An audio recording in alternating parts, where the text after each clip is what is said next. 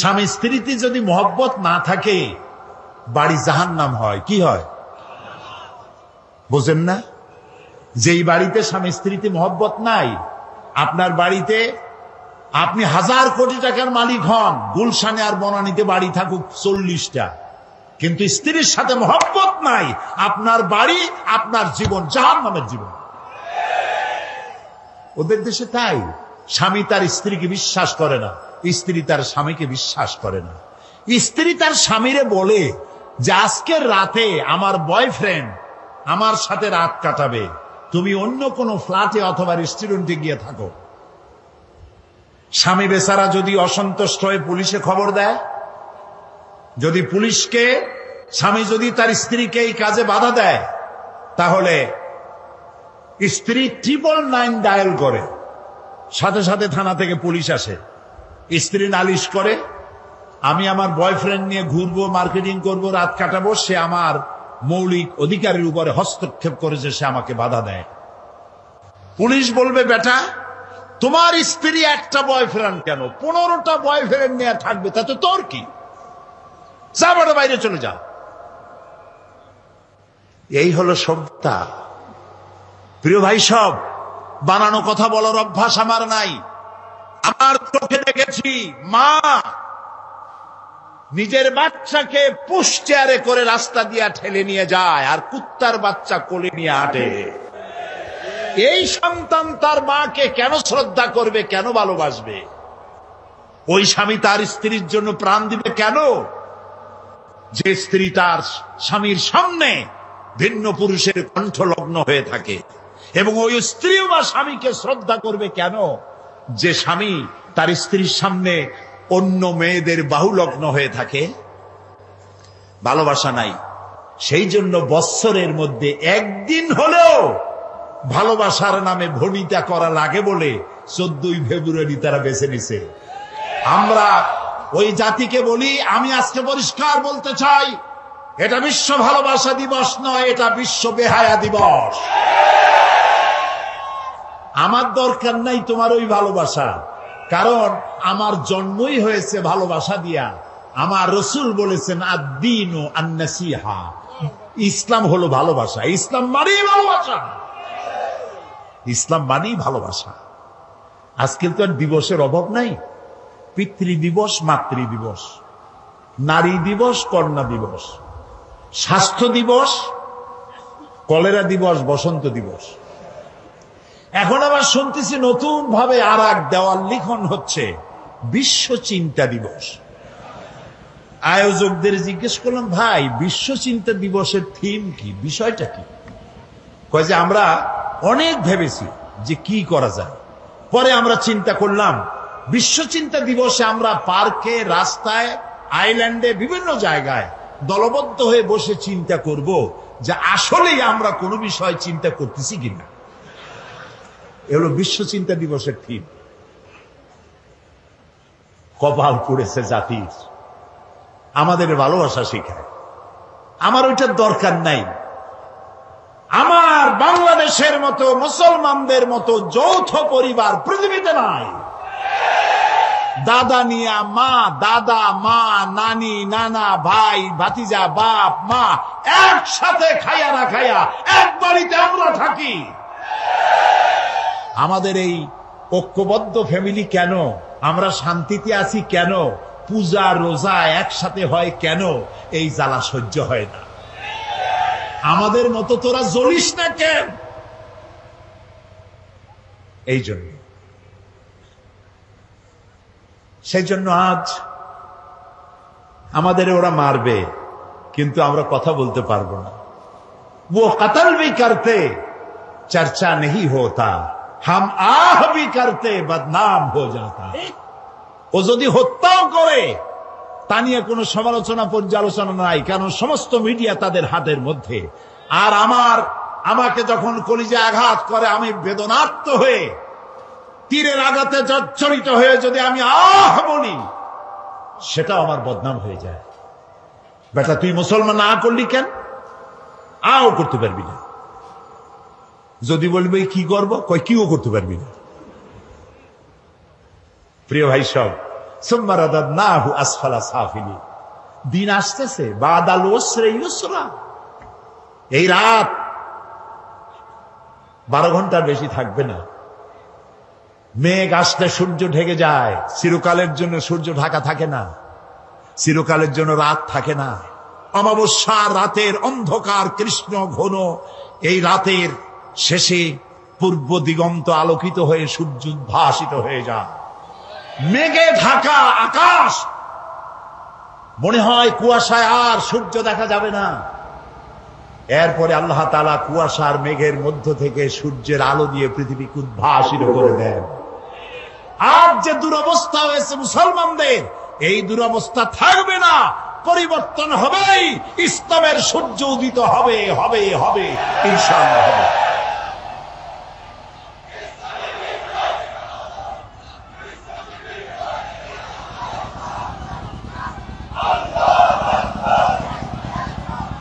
প্রিয় ভাই সব, প্রিয় ভাই সব, ইন্নাদ-দীন ইনদাল্লাহিল ইসলাম। আলহামদুলিল্লাহ কোন ইসলাম। আমার জন্ম সার্থক, আমাদের সকলের জীবন সার্থক যে ইসলামের মধ্যে পয়দা আল্লাহ করছেন। বলি আমিন। সবাই বলেন আলী আমিন। বলেন আলহামদুলিল্লাহি রাব্বিল আলামিন। সমস্ত প্রশংসা আল্লাহ তাআলা। লাকাল হামদু বিল ঈমান। বলেন লাকাল হামদু বিল ঈমান ওয়া লাকাল হামদু বিল কুরআন ওয়া লাকাল হামদু বিল ইসলাম। ইসলামের জন্য আমাদের জীবন ধন্য হয়ে গেছে। ভুল করেছি আমরা এক জায়গায়, বলবো এক জায়গায় না, 3 জায়গায় ভুল করেছি। কয় জায়গায়? 3 জায়গায়। বুঝতে কষ্ট হচ্ছে না তো? 1 নম্বরে ভুল করেছি, ইসলামকে মনে করেছি একটা ধর্ম। হিন্দু, খ্রিস্টান, বৌদ্ধ, ইহুদি বিভিন্ন ধর্ম যেমন, ইসলামকে ঠিক তেমন একটা ধর্ম মনে করেছি। 1। 2 নম্বরের ভুল করেছি, কোরআন শরীফকে বেদ, বাইবেল, গীতা, ত্রিপিটক, জিন্দাবিস্তা ইত্যাদি ধর্মগ্রন্থের মতো শুধুমাত্র একখানা ধর্মগ্রন্থ মনে করেছি। 3 নম্বরে ভুল করেছি, নবী করিম সাল্লাল্লাহু আলাইহি ওয়াসাল্লামকে শুধুমাত্র একজন ধর্মীয় নেতা মনে করেছি। এই 3টি গ্রেট মিস্টেক, 3টি শ্রেষ্ঠ ভুল, বড় ভুল, যে ভুলের খেসারত গোটা জাতিকে আরো কতকাল দিতে হবে আল্লাহ তাআলা ভালো জানেন। আল্লাহ আমাদের মাফ করুন, আমরা বলি আমিন। প্রিয় ভাই সব, 1 নম্বরে বলে নিতে চাই, ইসলাম হিন্দু, খ্রিস্টান, বৌদ্ধ অন্যান্য ধর্মের মতো শুধুমাত্র একটি ধর্ম নয়। এটি একটি পরিকল্পনা, এটি একটি স্কিম, এটি একটি জীবন বিধান। আর কোরআন, গীতা, বেদ, বাইবেল অন্য কিতাবের মতো নয়। আমি গীতাকে সম্মান করি, আমি রামায়ণকে সম্মান করি, আমি বেদকে সম্মান করি, আমি ইনজিল, ফুরকান, তাওরাত, জাবুর আল্লাহ যা নাজিল করেছেন সেগুলিকেও সম্মান করি। আমরা সমস্ত নবীদেরকে সম্মান করি। লা নুফাররিকু বাইনা আহাদিম মির রুসুলি। কোন নবীর মধ্যে তারতম্য করি না। আমরা ঈসা আলাইহিস সালামকে সম্মান করি, সুবহানাল্লাহ। ঈসা আলাইহিস সালামের মাকে সম্মান করি। কিন্তু তোমরা সম্মান করতে জানলা না। নিজের সম্মান না থাকলে অন্যকে সম্মান করা যায় না। রাসূলুল্লাহর মাথায় বোমার মতো পাগড়ি পরাইয়া আর অর্ধনগ্ন নারী 2 পাশে বসাইয়া আমার নবীকে বেইজ্জত করতে পারো নাই, বিশ্বের 600 কোটি মানুষকে বেইজ্জত করেছো, পৃথিবীর সভ্যতাকে বেইজ্জত করেছো। আমার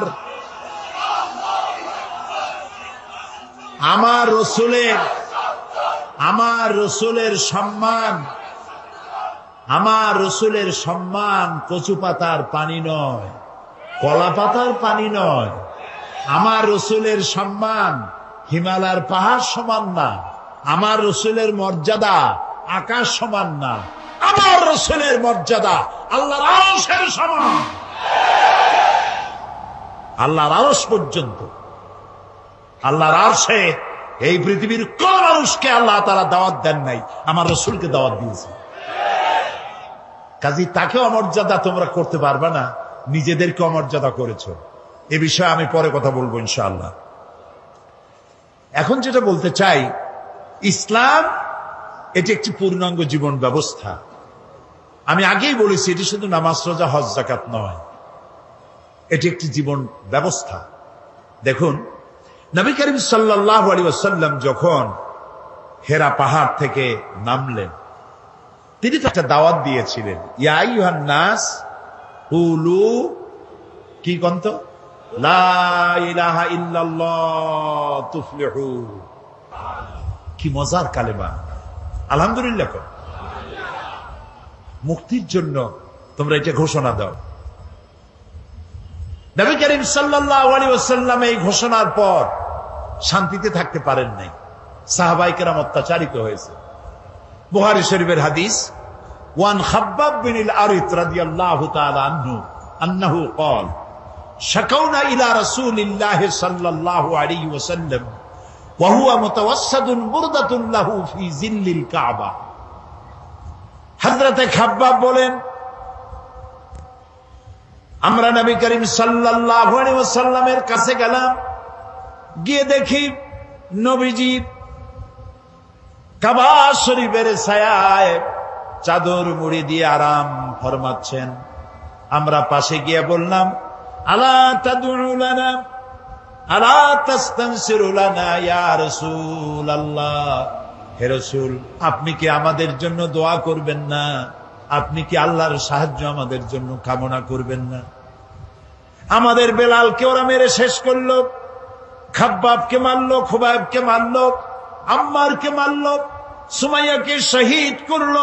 আর তো নির্যাতন সহ্য করতে পারি না, আপনি কি আমাদের জন্য দোয়া করবেন না? নবীজি উঠে বসলেন, বললেন, ও খাব্বাব, তোমাদের আগে এই পৃথিবীতে যারাই দ্বীনের দাওয়াত দিয়েছেন, ইসলামের দাওয়াত যারাই দিয়েছেন।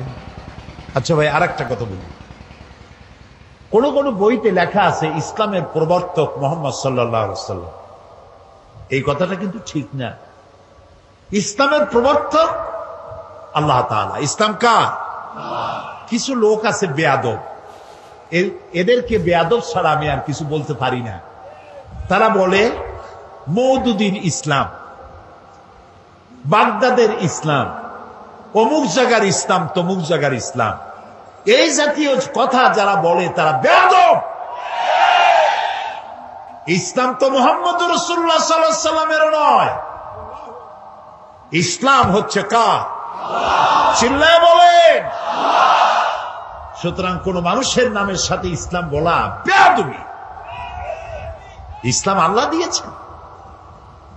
নবী করিম সাল্লাল্লাহু আলাইহি ওয়াসাল্লাম বলেছেন, খাব্বাব, তোমাদের আগে এই ইসলামের দাওয়াত নিয়ে যারাই আসছেন, প্রত্যেক নবীর সাথে তার সাথীদের সাথে এই জাতীয় ব্যবহার হয়েছে।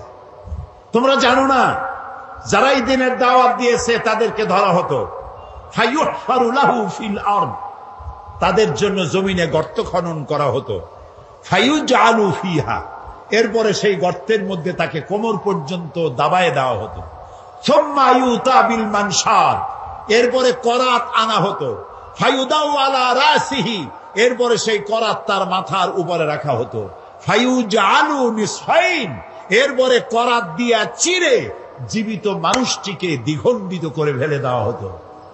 মা ইয়াসুদ্দুহু যালিকা আন দীনিহি, এত কষ্ট দেওয়ার পরেও একজন মুসলমানকেও তারা দ্বীনের রাস্তা থেকে এক চুলও সরাইতে পারে নাই। আমরা পারবো এরকম? পারবো? কারা কারা পারবো? আলহামদুলিল্লাহ। হাত নামান, হাত নামান, হাত নামান। রাসূলুল্লাহ বলছেন, শোনেন শোনেন শোনেন, নবী করিম সাল্লাল্লাহু আলাইহি ওয়াসাল্লাম বলছেন, ওয়াল্লাহি ওয়াল্লাহি লা ইউতাম্মান্নাল্লাহু হাযাল আমরা হাত্তা ইয়াসিরুর রাকিবু মিন সানা ইলা হাদারামাউত। ও খাব্বাব, আমি আল্লাহর নামে কসম করি। কে কে কসম করছে? হুজুরে করিম সাল্লাল্লাহু আলাইহি ওয়াসাল্লাম আল্লাহর নামে শপথ করছি। সুবহানাল্লাহ। ও খাব্বাব সেদিন বেশি দূরে নয়, যেদিন ইয়েমেনের রাজধানী সানা থেকে শুরু করে হাজার হাজার মাইল দূরে হাজারামত পর্যন্ত সুন্দরী যুবতী মেয়েরা রূপের পশা নিয়ে, সদাগরেরা ব্যবসায়ের মাইল নিয়ে, উট আর ছাগল আর ভেড়া নিয়ে যাতায়াত করবে হাজার হাজার মাইল। লা ইয়াখাফু ইল্লাল্লাহ, আল্লাহ ছাড়া কোনো ভয় তাদের দিলে থাকবে না। চোরের ভয়, ডাকাতের ভয়, ধর্ষণের ভয় থাকবে না। কে বলছেন? কার নামে কসম করে? আল্লাহর নামে কসম করে বলছেন। তারপরে রাসূলুল্লাহ বলছেন আবিল যিবু আলা গানামি, তবে হ্যাঁ এই ভয় থাকতে পারে, সাথে যদি উট ছাগল ভেড়া থাকে তো বাঘের ভয় তো থাকতেই পারে। আল্লাহর কথায়, রসুলের কথায় কোনো ফাঁক থাকে না। কথা কি বোঝেন? একজন এক এলাকার এক বক্তা ছিল, ইলেম কালাম কম। উনি মাহফিলে গিয়ে দেখতেন যে আলেম আছে কিনা, তাহলে ওয়াজ শর্ট করতেন। তখন আলেম আছে কিনা তা বুঝবে কি করে?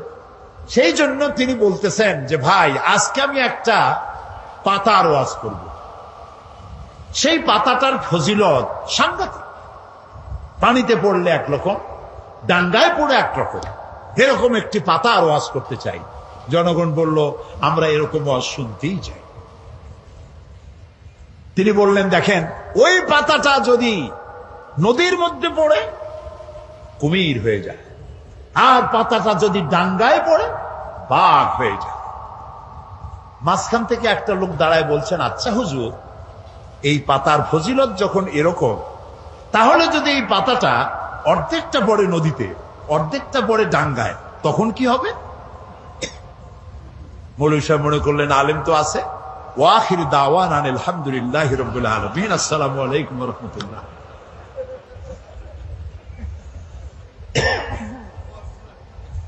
তো কথার মধ্যে ফাঁক থাকে মানুষের, কিন্তু কথার মধ্যে ফাঁক থাকে না আল্লাহর, কথার মধ্যে ফাঁক থাকে না রসুলের।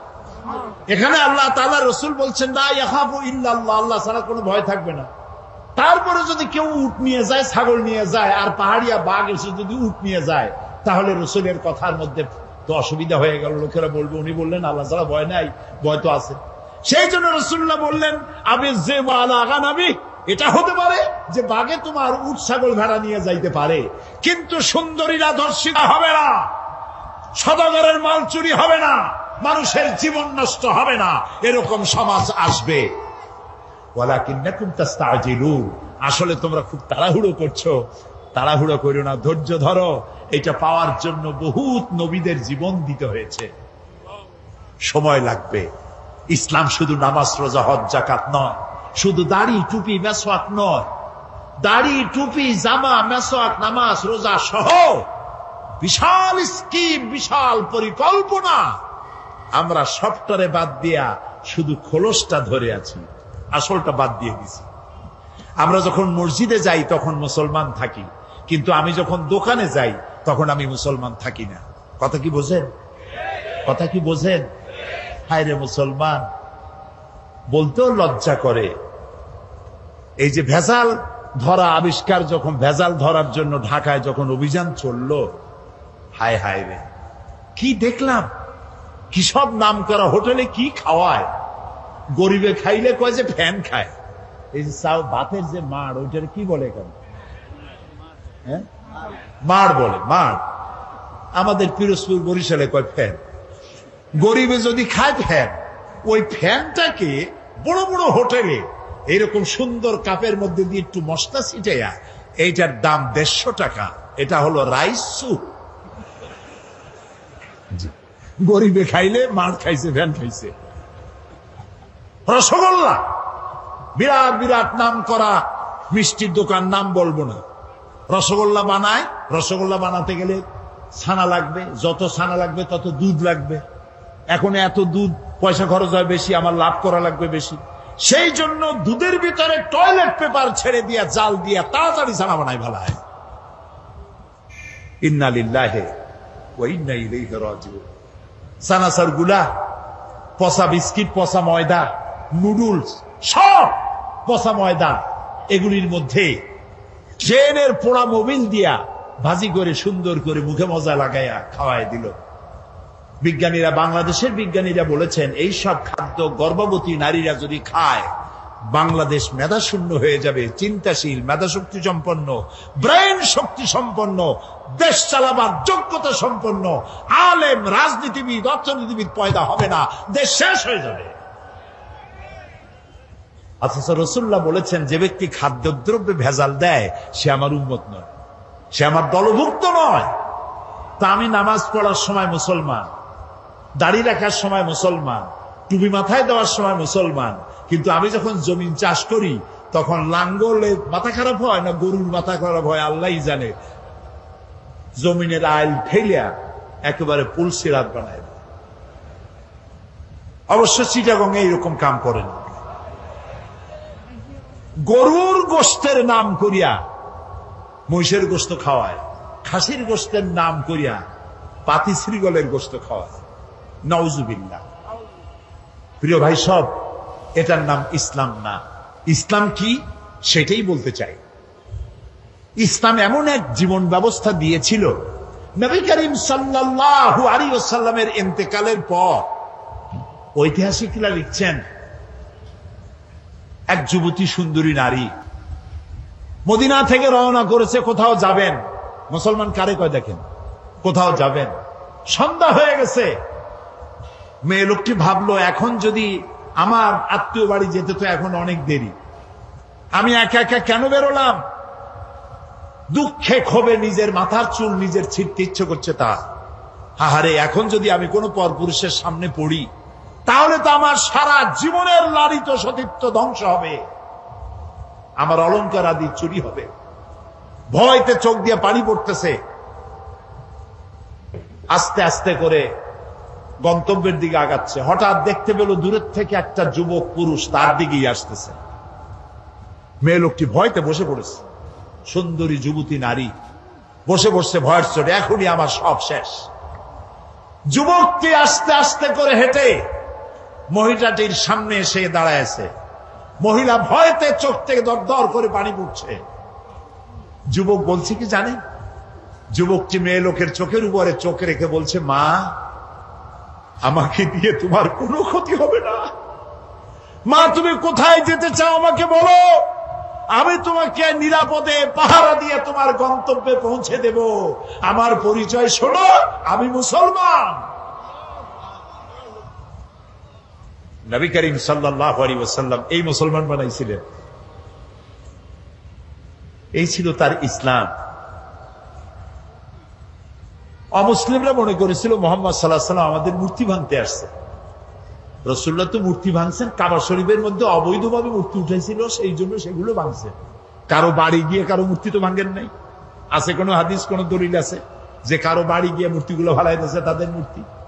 যেহেতু আল্লাহর ঘর, এর ভিতরে মূর্তি থাকতে পারবে না, তিনি বের করে ফেলেছেন। আল্লাহ তো কোরআন শরীফে বলেছেন, কারো দেবতাকে গালি দিও না। কারো দেবতাকে গালি দিলে ওরা তোমার আল্লাহরে গালি দিবে। কারো মন্দির ভেঙো না, প্যাগোডা ভেঙো না, গির্জা ভেঙো না, কারো উপাসনালয় ভেঙো না। সুবহানাল্লাহ বলবেন না? ওমর রাদিয়াল্লাহু তাআলা আনহু জেরুজালেম দখল করলেন। জেরুজালেম দখল করার পর নামাজে রক্ত হয়েছে। জেরুজালেমটা দখল হয়েছিল আবু উবাইদা ইবনুল জাররাহ রাদিয়াল্লাহু তাআলা আনহুর হাতে। কিন্তু ওরা বলল, যারা শাসন করে তারা বলল যে আমরা তো পরাজিত হয়েছি, তো তোমাদের হাতে নগরের চাবি দেব না, আমরা সারেন্ডার করব আমিরুল মুমিনিনকে আনো। তা আমিরুল মুমিনিন গেলেন, সে ঘটনা লম্বা, সেটা আমার বক্তব্য না। যাওয়ার পরে নামাজে রক্ত হয়েছে। উনি এখন নামাজের জায়গায় খুঁজতেছেন। এক পাদ্রী এসে বললেন যে, আমিরুল মুমিনিন, আপনি কি খুঁজছেন? তিনি বললেন যে, আমি নামাজ পড়বো, আমার তো নামাজে রক্ত হয়ে গেছে। তিনি বললেন, আমাদের গির্জা ছেড়ে দিলাম, আমাদের গির্জায় গিয়ে আপনি নামাজ পড়ে আসেন। ওমর রাদিয়াল্লাহু তাআলা আনহু বললেন, কখনো আমি তোমার গির্জায় নামাজ পড়বো না। কেন? এই জন্য পড়বো না, আজকে যদি আমি তোমার গির্জায় নামাজ পড়ি, অসম্ভব নয় কোন একদিন কোন মুসলমান হয়তো দাবি করে বসতে পারে আমিরুল মুমিনিন যেহেতু নামাজ পড়েছেন গির্জায়, এটা গির্জা না, এটা আমাদের মসজিদ, আমি চাই না তোমাদের গির্জা মসজিদ হয়ে যাক। সুবহানাল্লাহ। ইসলাম কি আর আমি বুঝি কি আর আমি যাচ্ছি কোথায়? ইসলামের চাইতে পরধর্ম সহিষ্ণু জাত আকাশের নিচেও নাই, জমিনের উপরেও নাই। সুবহানাল্লাহ বিহামদিহি। প্রিয় ভাই সব, সুতরাং নবী করিম সাল্লাল্লাহু আলাইহি ওয়াসাল্লাম এই সুন্দর ইসলাম দিলেন। কাফেররা মনে করছিল প্রথমে যে আমাদের বুঝি ধ্বংস করতে আসছেন। যখন তারা দেখল নবীজির শাসনে ইসলাম রাষ্ট্রীয় ফর্মুলায় আসার পর বৃদ্ধরা ভাতা পায়, বয়স্করা ভাতা পায়, বেকারেরা ভাতা পায়, খাবারের অভাব কারো নাই, সকলের ঘরে দুয়ারে দুয়ারে খাবার, নিরাপত্তার প্রশ্নে মানুষ আর দরজা খুলে ঘুমায়, চোরের ভয় নাই, ডাকাতির ভয় নাই, যারা চোর ছিল ডাকাত ছিল তারা মানুষের সম্পদের পাহারাদার হয়ে গিয়েছে। নবীজি মদিনার শেষ জীবনে শেষ সূরা যেটা নাজিল হলো, আল্লাহ তাআলা বলছেন ইযা জাআ নাসরুল্লাহি ওয়াল ফাতহু আরাআইতান নাসা ইয়াদখুলুনা ফি দীনিল্লাহি আফওয়াজা ফাসাব্বিহ বিহামদি রাব্বিকা ওয়াস্তাগফির ইন্নাহু কানা তাওয়াবা। যখন আল্লাহর মদদ আসবে, বিজয় আসবে, দেখতে পাবেন দলে দলে লোক ইসলামে প্রবেশ করছে। নবী করিম সাল্লাল্লাহু আলাইহি সাল্লামের ইন্তেকালের আগে দেখা গেল আশেপাশে আর কাফের নাই, সব ইসলামের ছায়াতলে চলে এসেছে, ঘোষণা করেছে লা ইলাহা ইল্লাল্লাহু মুহাম্মাদুর রাসূলুল্লাহ। সুবহানাল্লাহ, সুবহানাল্লাহ।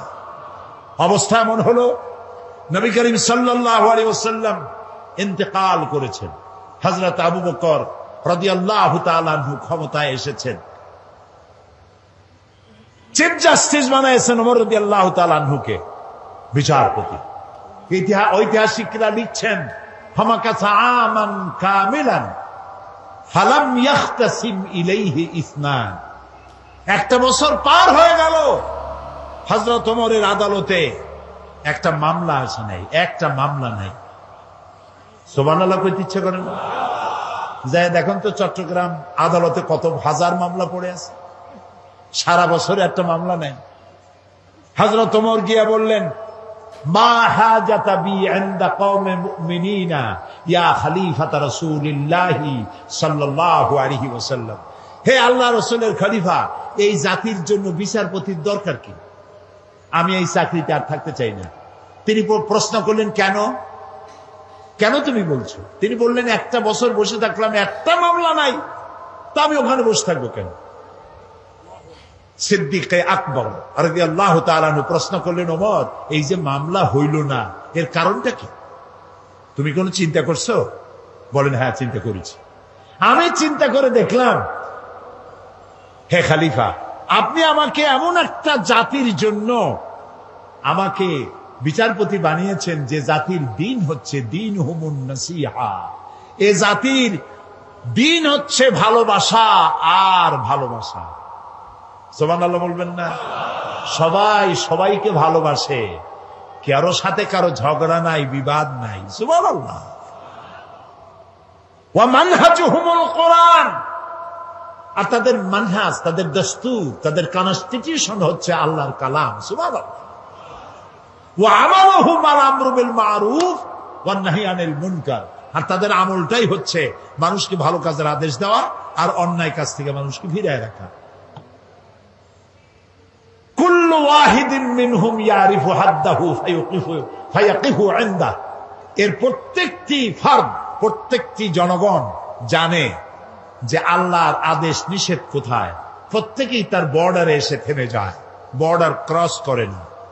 ওজনে কম দিও না, খাদ্যে ভেজাল দিও না, মিথ্যা কথা কইও না, নারী ধর্ষণ করো না, জেনা ব্যভিচার করো না, হত্যা করো না, গীবত গাইও না, জমিনের আইল ঠেলো না, মদ খাইও না, জুয়া খেলো না। যা যা এগুলি বর্ডার, তিলকা হুদুদুল্লাহ, এগুলি কি বলুন তো? আল্লাহর বর্ডার। বলেন না এগুলি কি? আল্লাহ তাআলা বলছেন ফালা তাকরাবুহা, এটাকে ক্রস করা তো দূরের কথা, এটার কাছেও যেও না। সুবহানাল্লাহ। কুল্লু ওয়াহিদুম মিনহুম ইয়ারিফু হাদ্দাহু ফায়াকিফু ইনদা, বর্ডারে দাঁড়ায় যায়, বর্ডার ক্রস করে না। এবং ওয়াইদা মারিদা আহাদুহুম আদুহু, তাদের মধ্যে যদি কেউ অসুস্থ হয় তাহলে তাকে তারা দেখতে যায়। আজকে আমরা এই আমল হারাই ফেলাইছি। দোতলায় মানুষ মরে, তিনতলায় বিবাহ হয়, খোঁজও জানে না, জিজ্ঞাসাও করে না। এই অবস্থা হয়ে গেছে না? প্রিয় ভাই সব, ইসলামী আদতগুলি আমাদের মধ্যে আসা দরকার, আমাদের মধ্যে ইসলামী আমলগুলি হওয়া দরকার। রাসূলুল্লাহ কারো অসুখ হইলে দেখতে যাইতেন, কিছু নিয়ে যাইতেন, মাথায় হাত বুলাইতেন, ফু দিতেন, দোয়া করতেন। সুবহানাল্লাহ। আপনার শত্রু যদি হয়, অসুস্থ হয়েছে, আপনি যদি তাকে দেখতে যান, একটু কমলা নিয়ে যান, একটু বেদানা নিয়ে যান, একটু আঙ্গুর নিয়ে যান। আপনার সাথে শত্রুতা থাকবে, চক্ষু লজ্জার সৃষ্টি হবে। তাহাদ্দু তাহাব্বু, হাদিয়া দাও, মোহব্বত বাড়বে। আর সালাম দাও, গোনো গোনো সালাম দাও। সুবহানাল্লাহ। আফশুস সালাম, রাসূলুল্লাহ বলেছেন সালাম দাও, বেশি করে সালাম দাও। সুতরাং নবী করিম সাল্লাল্লাহু আলাইহি ওয়াসাল্লাম যে জীবন ব্যবস্থা এনেছিলেন, সেই ব্যবস্থা ছিল এরকম, যেখানে ঝগড়াঝাটি ছিল না, মারামারি ছিল না। এই হলো ইসলাম। সেই ইসলাম এই পৃথিবীতে যাতে আর উঁচু না হতে পারে, এই পৃথিবীটাকে ধ্বংস করার জন্য যত মতবাদ তৈরি হয়েছিল সব শেষ, পুঁজিবাদ শেষ, কমিউনিজম শেষ। মানুষের গন্তব্য ছিল ইসলামের দিকে। কোন দিকে গন্তব্য? ইসলামের দিকে। সেই ইসলাম যেন আগাতে না পারে, সেই জন্য মুসলমানদের নাম দিতে হবে সন্ত্রাসী। কি নাম দিতে হবে? সন্ত্রাসী। শুরু হয়ে গেল সন্ত্রাস, পৃথিবী জুড়ে সন্ত্রাস শুরু হয়ে গেল। বর্তমান পৃথিবীতে সন্ত্রাস নাই এমন কোন দেশ আছে বলে আমার জানা নাই। সারা দুনিয়া জুড়ে সন্ত্রাস। এই মাহফিল হওয়ার কথা ছিল কবে বলেন? ডিসেম্বর মাসে বোমা খইয়ের মতো ফুটতে লাগলো চতুর্দিকে। কেন ফুটাইলো? তারা বলতে চায় তারা আল্লাহর আইন প্রতিষ্ঠা করবে। কার আইন? আল্লাহর আইন প্রতিষ্ঠা করবে। এখন আল্লাহর আইন প্রতিষ্ঠার জন্য বোমা মারবে। শুরু হয়ে গেল বোমা। একসাথে বাংলাদেশের কতগুলি 63টা জেলায় বোমা শুরু হলো। আমরা এগুলার নামও শুনি নাই জীবনে। নাম হলো জামাতুল মুজাহিদিন, হরকুতুল জেহাদ, তারপরে আর একটা কি, না না না, জেএমবি, হরকুতুল জেহাদ, হিজবুত তাহরীর। তারপরে আবার নাম হলো, এটা আবার নতুন নাম, জানি না এটা আবার কোথার থেকে আবিষ্কার হইল আল্লাহ জানে। সে নতুন নাম আর একটা হয়েছে, সেটা হলো আল জঙ্গিতুল জংলা। একটা আল শব্দ বসায় দিলেই মনে হবে যেন ওটা ইসলাম। এখন তারা ইসলাম প্রতিষ্ঠা করবে বোমা মারিয়া। এটা কি জন্যে? আল্লাহর আইন। আমাদের স্লোগান ছিল আল্লাহর আইন চাই, আর কি চাই বলেন না সবাই? আল্লাহর আইন চাই। আর আল্লাহর আইনকে বদনাম করার জন্য শোনেন, মাথা কাটায় শোনেন কথা, আল্লাহর আইনের কথা যাতে আর পৃথিবীতে উচ্চারিত হতে না পারে, জিহাদের নাম যাতে মুসলমানেরা না নিতে পারে, সেই জন্য শুরু হলো ষড়যন্ত্র। পৃথিবীর মুসলমানেরা জিহাদের নাম মোছা যাবে না, জিহাদ চলবে কিয়ামত পর্যন্ত। তবে জিহাদটা কি, জিহাদটা কি সেটা বুঝতে হবে। জিহাদ আর কিতাল এক জিনিস নয়, জিহাদ আর যুদ্ধ এক জিনিস নয়। হোলি ওয়ার এবং যুদ্ধ এক জিনিস নয়। জিহাদ এক পবিত্র জিনিস। সেটি কি? সেটি হচ্ছে জিহাদের আবিধানিক এবং পারিভাষিক অর্থ হচ্ছে যে কোনো উদ্দেশ্যকে সফলতার শীর্ষে পৌঁছে দেওয়ার জন্য যে প্রাণান্তকার প্রচেষ্টা করা হয়, ওই প্রচেষ্টার আরবি নাম হলো জিহাদ। এটা যুদ্ধ নয়। এখন আমার মূল লক্ষ্য ইসলাম প্রতিষ্ঠা। আমার মূল লক্ষ্য কি? এই ইসলাম প্রতিষ্ঠার জন্য আমি যদি বই লিখি, তাহলে এটা আমার লেখার জিহাদ। আমি এটা প্রতিষ্ঠার জন্য যদি আমি বক্তৃতা করি, এটা আমার বক্তৃতার জিহাদ। এটা প্রতিষ্ঠার জন্য যদি আমি মাল খরচ করি, তাও এটা আমার মালি জিহাদ। আর যদি এই আন্দোলনকে ব্যাহত করার জন্য অন্য কোন রাষ্ট্র যদি ঝাঁপাইয়া পড়ে, তাহলে কেবলমাত্র রাষ্ট্রের পক্ষ থেকেই সেইটার মোকাবেলা করার জন্য সশস্ত্র জিহাদের হুকুম আসতে পারে। কোন রাজনৈতিক দল, কোন ব্যক্তি জিহাদের অর্ডার দেওয়ার কোন ক্ষমতা নাই, এখতিয়ার নাই। এই অনুমতি ইসলাম দেয় না। কারো বাবার হিম্মত নাই অন্ধকারের ভিতরে দল বানাইয়া বোমামের ইসলাম কায়েম করবে। এটা ইসলাম নয়, এটা শয়তানি। ইসলামকে বদনাম করার জন্য তারা এই পন্থা অবলম্বন করেছে। প্রিয় ভাই, সব কথাগুলি আপনাদেরকে শুনতে হবে। মানব সমাজে নবীদের দাওয়াত কবুল করেছেন, তাদেরকে একেবারেই আইনগুলি একসাথে আল্লাহ দেন নাই। আল্লাহর কায়দাটা দেখেন। আল্লাহ তো ইচ্ছা, সবচাইতে ক্ষমতা কার বেশি? যারা জবাব দেন নাই তারা কিন্তু বিপদে আছেন। কারণ হলো কোন কোন প্রশ্ন আছে জবাব দিতে হয় পুরুষের মতো ঠাস ঠাস করে জবাব দিতে হয়। ইমানের প্রশ্ন সব থেকে বেশি ক্ষমতা কার? ইনফিনিট পাওয়ার, সীমাহীন শক্তির মালিক কে? কারো মোহতাজ তিনি নন, কাউকে পরোয়া করেন না, কারো কাছে কৈফিয়ত দেন না, সকলকে কৈফিয়ত দিতে হবে তার কাছে। সেই আল্লাহ তাআলা যদি ইচ্ছে করতেন, আল্লাহ বলছেন ওয়ালাউ শাআ লাহাদাকুম আজমাইন, সূরা আন-নাহল। আল্লাহ তাআলা বলছেন আমি ইচ্ছে করলে সবাইকে হেদায়েত করে দিতে পারতাম। তা আল্লাহ তো আগেই বলেছেন আমি এটা করব না, যেহেতু আমি তোমার জ্ঞান দিচ্ছি, এটা আমি করব না। আইন আস্তে আস্তে দেব। নবী করিম সাল্লাল্লাহু আলাইহি ওয়াসাল্লাম নবুয়ত পেলেন, নামাজ কি ওই সাথে হয়েছে? ওই সাথে হয়েছে। অনেক বছর পর নামাজ আসছে, তার অনেক বছর পর রোজা, তার অনেক বছর পর হজ, তার অনেক পরে যাকাত। ইমপ্লিমেন্টেশন, ইসলামের আইনের প্রয়োগ ধীরে ধীরে গ্রাজুয়ালি, একসাথে নয়। আল্লাহ প্রথমে মানুষের জেহেন, মেন্টালিটি তৈরি করেছেন, মোটিভেটেড করেছেন, মোটিভেশন করেছেন, তারপরে আইন দিয়েছেন একটু একটু করে। একটা দৃষ্টান্ত দেই, দেব একটা দৃষ্টান্ত দেই। সব তো মুসলমান, সব ব্যাপারে আইন আসছে, কিন্তু মত সম্পর্কিত আইন তখনও আসে নাই। ইসলাম কবুলকারী মুসলমানেরা কেউ কেউ তখনও শরাবের ব্যাপারে কোন আইন আসে নাই বলে শরাব পান করতেন।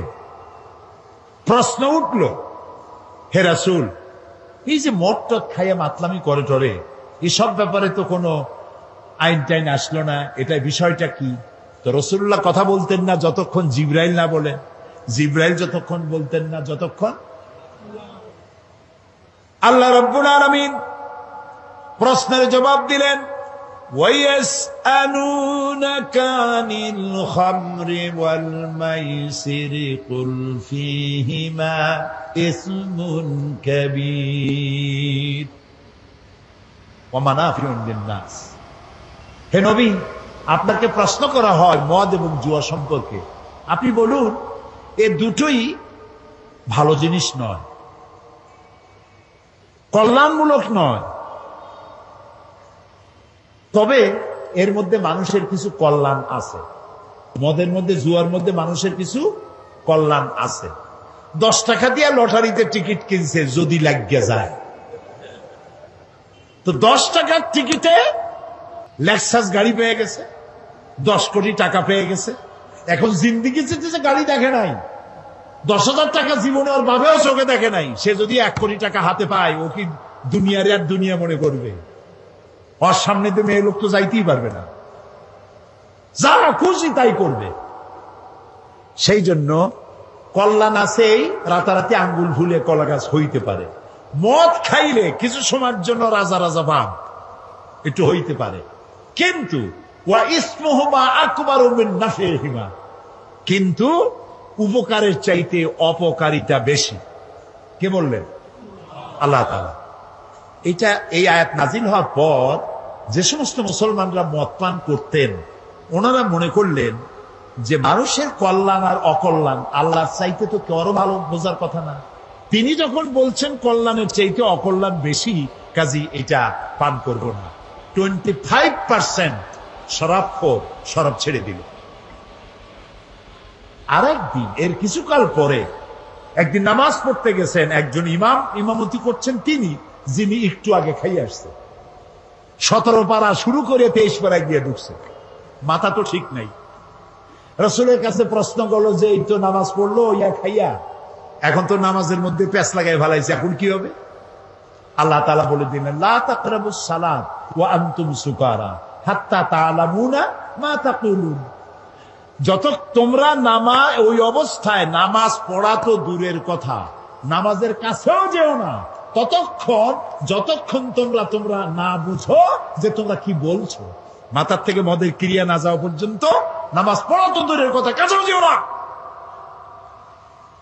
বুদ্ধিমান মুসলমানেরা মনে করলেন এত খারাপ এটা খাইয়ে নামাজ পড়া তো দূরের কথা, কাছেও যাওয়া উচিত না, দেখতে এটা খাবো।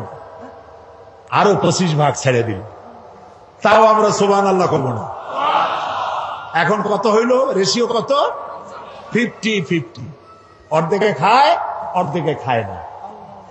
আল্লাহর আইনের প্রতি আনুগত্যের রেশিও যখন এই পর্যায়ে আসছে, তখন চূড়ান্ত আয়াত নাজিল হয়ে গেল, ইন্নামাল খামরু ওয়াল মাইসিরু ওয়াল আনসাবু ওয়াল আজলামু রিজসুম মিন আমালিশ শাইতানি ফাজতানিবুহু। মদ, জুয়া, মূর্তি, পাশা, এগুলি সব নিষিদ্ধ ঘোষণা করা হলো। এগুলি সব শয়তান কর্তৃক উদ্ভাবিত নোংরা কাজ। তোমরা ফাজতানিবুহু, এগুলি পরিত্যাগ করো। শয়তান চায় এই কাজগুলির মাধ্যমে তোমাদেরকে আল্লাহর জিকির এবং স্মরণ থেকে বিরত রাখতে। ফাহাল আনতুম মুনতাহুন, তোমরা কি এগুলি জানার পরেও বিরত থাকবে না? তখন তো মাইক নাই, রেডিও নাই, টেলিভিশনও নাই, মোবাইলও নাই। রাসূলুল্লাহ বললেন, এই আয়াতগুলি রাস্তায় রাস্তায় তেলাওয়াত করো, যাও। কয়েকজন সাহাবী নামায় দিলেন। সাহাবীরা রাস্তায় রাস্তায় আয়াত চিল্লায় পড়তেছেন। শরাব খানার ভিতরে যেসব মুসলমান শরাব খাচ্ছিলেন, কোরআনের আয়াত শুনতে পেলেন, হাতে গ্লাস ছিল, মদের ছুঁড়ে ফেলে দিলেন। মুখে নিয়েছিলেন, কুলি করলেন। যিনি গিলেছিলেন, গলায় আঙ্গুল দিয়ে বমি করে ফেলে দিলেন। মদের দোকানদার লাঠি মেরে তার মদের পাত্র ভেঙে চুরমার করে দিল। এর নাম মুসলমান, এর নাম ইসলাম, এর নাম ইসলাম। ঠাইসা দুনিয়া লা ইকরাহা ফিদ্দীন, দিনের মধ্যে কোনো বাড়াবাড়ি নাই। আমাদের ধর্মনিরপেক্ষ ভাইরা, ওনারা লা ইকরাহা ফিদ্দীন নিছেন ওনাদের ধর্মনিরপেক্ষের দলিল হিসাবে। না বুঝলে যা হয়। একজন মুরব্বী ওই দলের, নাম নেব না, বুঝে নিয়েন, বেঁচে নাই তিনি, মুখে দাড়ি ছিল। আমি একদম বললাম, বড় ভাই, এই ধর্মনিরপেক্ষ না থাকলে কি হয়? এইটারে বাদ দিলে আমরা তো কাছাকাছি হইতে পারি। আপনি আমার পাকা ধানে মই দেন নাই, আমিও আপনার হালের গরু পিটায় মারি নেই। আপনাদের সাথে আমাদের কোনো শত্রুতা নাই। এটা করেন কেন? এটা বাদ দিতে পারেন না? কয় কোন কি? আল্লাহ নিজেই তো ধর্মনিরপেক্ষ। আস্তাগফিরুল্লাহ, কয় কি? আল্লাহ চাইতে ধর্মের পক্ষে কেউ আছে? এই তো কেবল আমি তো শুরুই করছি, ইন্নাদ-দীন ইনদাল্লাহিল ইসলাম। আল্লাহ তো বলছেন আমার কাছে পছন্দ কেবলমাত্র ইসলাম। যেরকম কি চিল্লায় বলো, আমার কাছে পছন্দনীয় কেবলমাত্র ইসলাম। তা আল্লাহ তো সব থেকে ধর্মের পক্ষে। আর আপনি কোন কি? কয় যে ওই যে আছে লাকুম দীনুকুম ওয়ালিয়া দীন, ওটাও তো ধর্মের পক্ষে। লাকুম দীনুকুম ওলিয়া দিন, তোমার জন্য তোমার ধর্ম, আমার জন্য আমার ধর্ম। তার মানে কি? তার মানে হলো তুমি তোমার ধর্মের পক্ষে থাকো, আমি আমার ধর্মের পক্ষে থাকি। সুবহানাল্লাহ। প্রিয় ভাই সব, ইসলাম এসেছে এইভাবে, মার দাঙ্গা করে আসে নাই। দেখেন না রসুলের, আমি কি বলবো, আমি তো বলে শেষ করতে পারবো না। নবী করিম সাল্লাল্লাহু আলাইহি ওয়াসাল্লাম তখনও পর্দার আয়াত নাজিল হয় নাই, সাহাবীরাও বসা, মেয়ে লোকও বসা পাশাপাশি।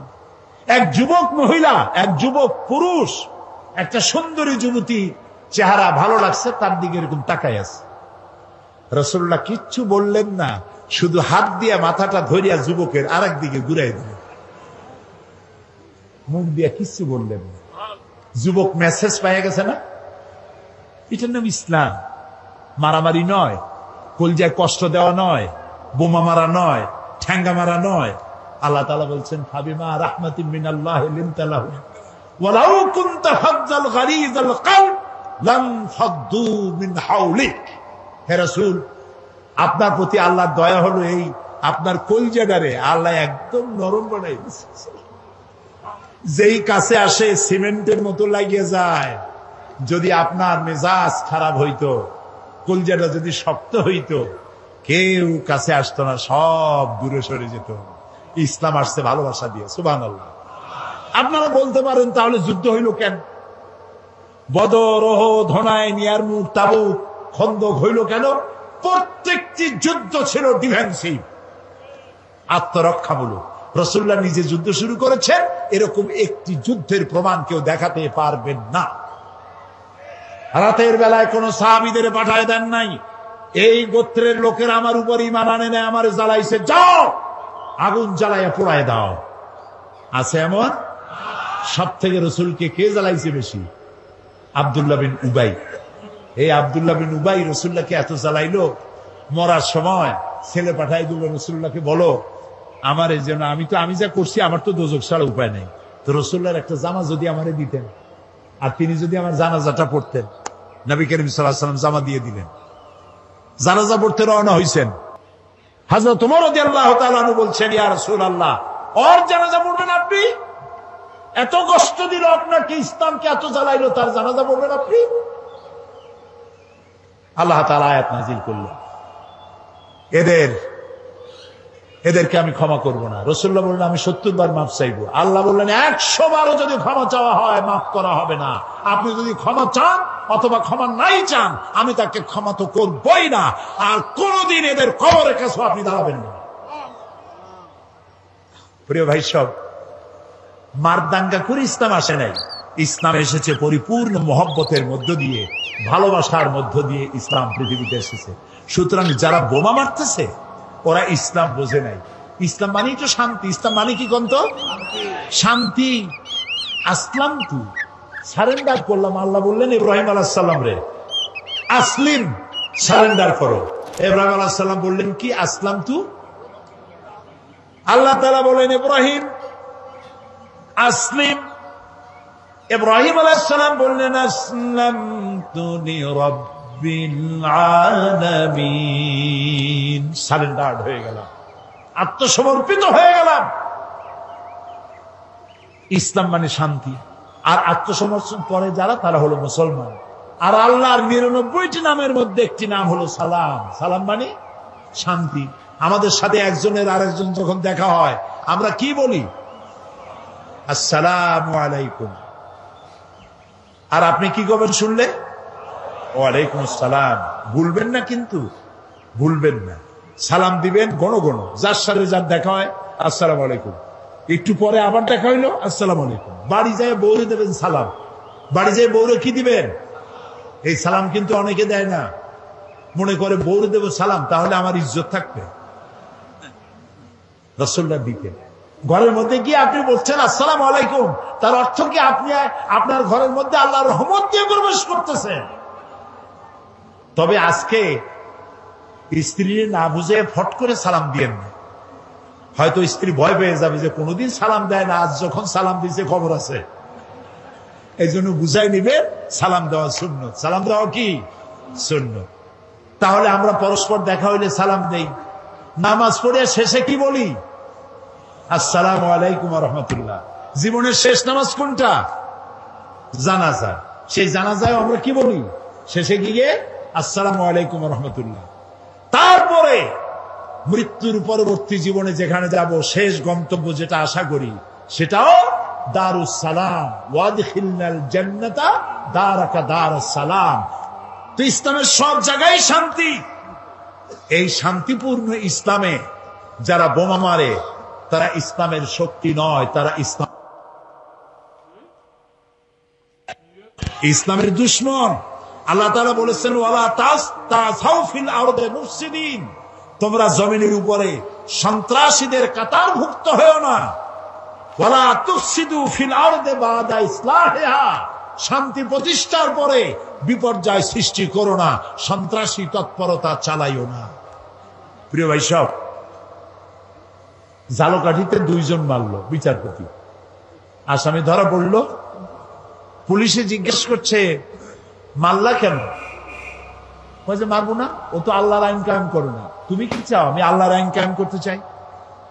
আচ্ছা ভাই, আপনি বলেন, বিচারপতিরা কি আইন তৈরি করে? বিচারপতি তো আইন ইমপ্লিমেন্টেশন করে, প্রয়োগ করে মাত্র। সেই বিচারপতি মেরে ফেললো, পুলিশ মেরে ফেললো। পুলিশে জিজ্ঞেস করছে, আচ্ছা তুমি যদি এখন মরো তাহলে কি হবে? আমি বেহেশতে চলে যাবো, আমি তো শহীদ হবো। আরে উল্লুক, তুমি শহীদ হবা? তুমি তো খুন করে আসছো মানুষ।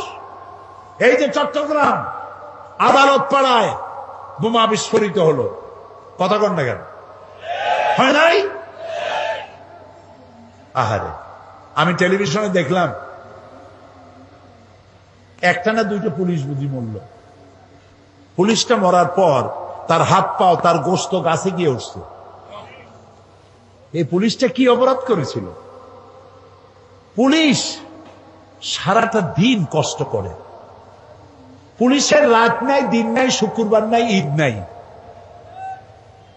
কম বেতনে এত কঠোর পরিশ্রম অন্য বাহিনীরা করে না যা পুলিশে করে। সারাটা দিন পাহারা দিতেছে, বোমার আঘাতে গোশত গিয়া গাছে উঠল। আমি টেলিভিশনে দেখলাম আরেকটা পুলিশ জীবিত, তার সাথী গোশত খণ্ড বিখণ্ড হয়ে গেছে, সাথীর জুতা, নিহত পুলিশের জুতা, জামা, টুপিটা পাশে পড়ে আছে। আর তার আরেক পুলিশ ওই জুতার রক্তমাখা বিচ্ছিন্ন দেহের পাশে দাঁড়ায় আছে। পুলিশটার চোখ দিয়ে দর পানি পড়তেছে। নিহত পুলিশের ছোট্ট মেয়েটি জালেবায় তার কাছে গিয়ে জিজ্ঞেস করে, আমার বাবা কি অপরাধ করছিল, কেন মরল আমার বাপ? যে পাপিষ্ঠ বোমা মারল তার 2 হাত 2 পা উড়ে গেল। হসপিটালে গিয়েছে, তাকে পানি দাও, পানি চেয়েছে, পানি দিল। নার্স পানি দিয়েছে বাও হাত দিয়া। সে জিজ্ঞেস করলো, তুমি মুসলমান না? নার্স বললো, আমি মুসলমান। তো বাও হাত দিয়া পানি দিলা কেন? আমি বাও হাতে পানি খাবো না। দেখছেন অবস্থা? খুন করে আসছে মানুষ, ও এখন বাও হাত আর ডাইন হাত তালাশ করে। আমি সেদিন বরিশালে বলছিলাম, কদিন আগে বরিশালে মাহফিল ছিল, বললাম যে একজনের শরাব খাওয়ার অভ্যাস ছিল। শরাব বোঝেন তো? মদ খাওয়ার অভ্যাস। কিন্তু তার মোষ ছিল খুব বড়। কিছু লোক আছেন এরকম মোষ রাখে, বড় কবি হইলে, বড় বুদ্ধিজীবী হইলে অবস্থায় এরকম যেন 6 মাস চুল দাড়ি কাটে টাটে না, একটা পাটের বস্তা পাশ দিয়ে ঝুলে থাকবে, একটু বুদ্ধিজীবী ভাব। মোষ এত বেশি যে 5 ব্যাটারি টস মারলেও বোঝা যাবে না যে লোকটা হাসে না কান্দে। এই রকমের মোষওয়ালা এক লোক ডান হাত দিয়ে মোষ উঁচা করিয়া নাকের উপর দিয়া ধরিয়া বাঁ হাত দিয়া গিলতেছে। আরেকজন বন্ধু এসে বলছে, ভাই তুমি মদ এত কষ্ট করে খাও কেন, এত উঁচু করে ধরে ধরে? কয় যে ভাই, ওলামায়ে হাজারাত, তাদের কাছে শুনেছি এই পানি টানি জাতীয় কোন জিনিস খাইতে গেলে যদি মোষ ভেজে তাহলে নাকি মাকরু হয়। খাইতেছে মদ, তালাশ করতেছে মাকরু। আরে বেটা, তুই মানুষ খুন করে আসিস, বেহেশত তো ভালো, তোর জায়গা হবে তো জাহান্নামে, তোর তো জানাজাও হবে না, কোন আলেম তোর জানাজা দিবে না, তুই জাহান্নামে যাবি। কোন সন্দেহ নাই জাহান্নাম। মান কাতালা মুমিনান মুতাআম্মিদান ফাজাযাউহু জাহান্নাম। আমার আল্লাহ তাআলা বলেছেন, জেনে শুনে কোন মানুষকে মুমিনকে হত্যা করলে যাবি জাহান্নামে, কিয়ামত পর্যন্ত আল্লাহর লানত হবে, আর চিরকাল জাহান্নামে যাবি, কোনদিন আল্লাহর জান্নাতে যাইতে পারবি না। তবে কাফন আর গোসল করতে হবে, দিতে হবে। জানাজা পড়বে সলিমুদ্দি কসিমুদ্দিরা, কোন আলেম জানাজা পড়াবে না, কোন জামাত হবে না। ৩-৪ জন মানুষে কোন রকম জানাজা পড়ে মাটির মধ্যে ধুয়ে আসবে, শয়তান। লা তাকতুলু আনফুসাকুম, আল্লাহ তাআলা বলেছেন আত্মহত্যা করো না, আত্মহত্যা করা হারাম। কে বলেছে তোমাকে সুইসাইড করতে? আল্লাহর আইন প্রতিষ্ঠা করার জন্য। নাউযু বিল্লাহি মিন যালিক। আমরা বলি নাউযু বিল্লাহি মিন যালিক, আল্লাহ নিষেধ করেছে। সুতরাং এইভাবে যারা আজকে, আমাদের দেশে তো ব্রিটিশ আমলে ইসলাম ছিল না, তাই না হুজুর? ব্রিটিশ আমলে দেশে আল্লাহর আইন ছিল? কথা কন না কেন? আচ্ছা, পাকিস্তান আমলে তখনও কি ইসলাম ছিল? ওরা তো বলছিল ইসলামের আইন কানুন পাশ করবো, সেই জন্য পাকিস্তান বানাইল। ওরা কি ইসলামী আইন দিছিল? পাকিস্তান চলে গেল, তারপরেও কি ইসলামী আইন আমাদের দেশে আছে? নাই।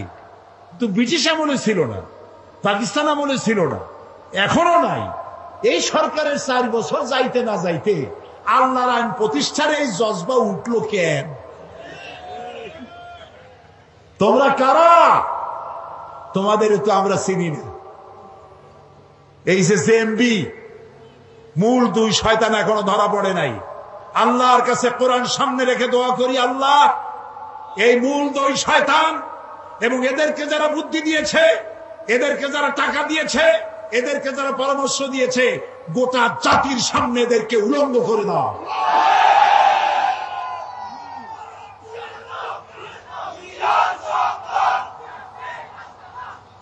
এদেশে ইসলামী আইন যারা প্রতিষ্ঠা করতে চায়, আমরা তাদেরকে চিনি। তোমাদের অফিস কই? তোমাদের নেতাকে তুলারাশির লোক দিয়ে বাটি চালান দিয়ে তো পাওয়া যাবে না, অফিস কোথায়?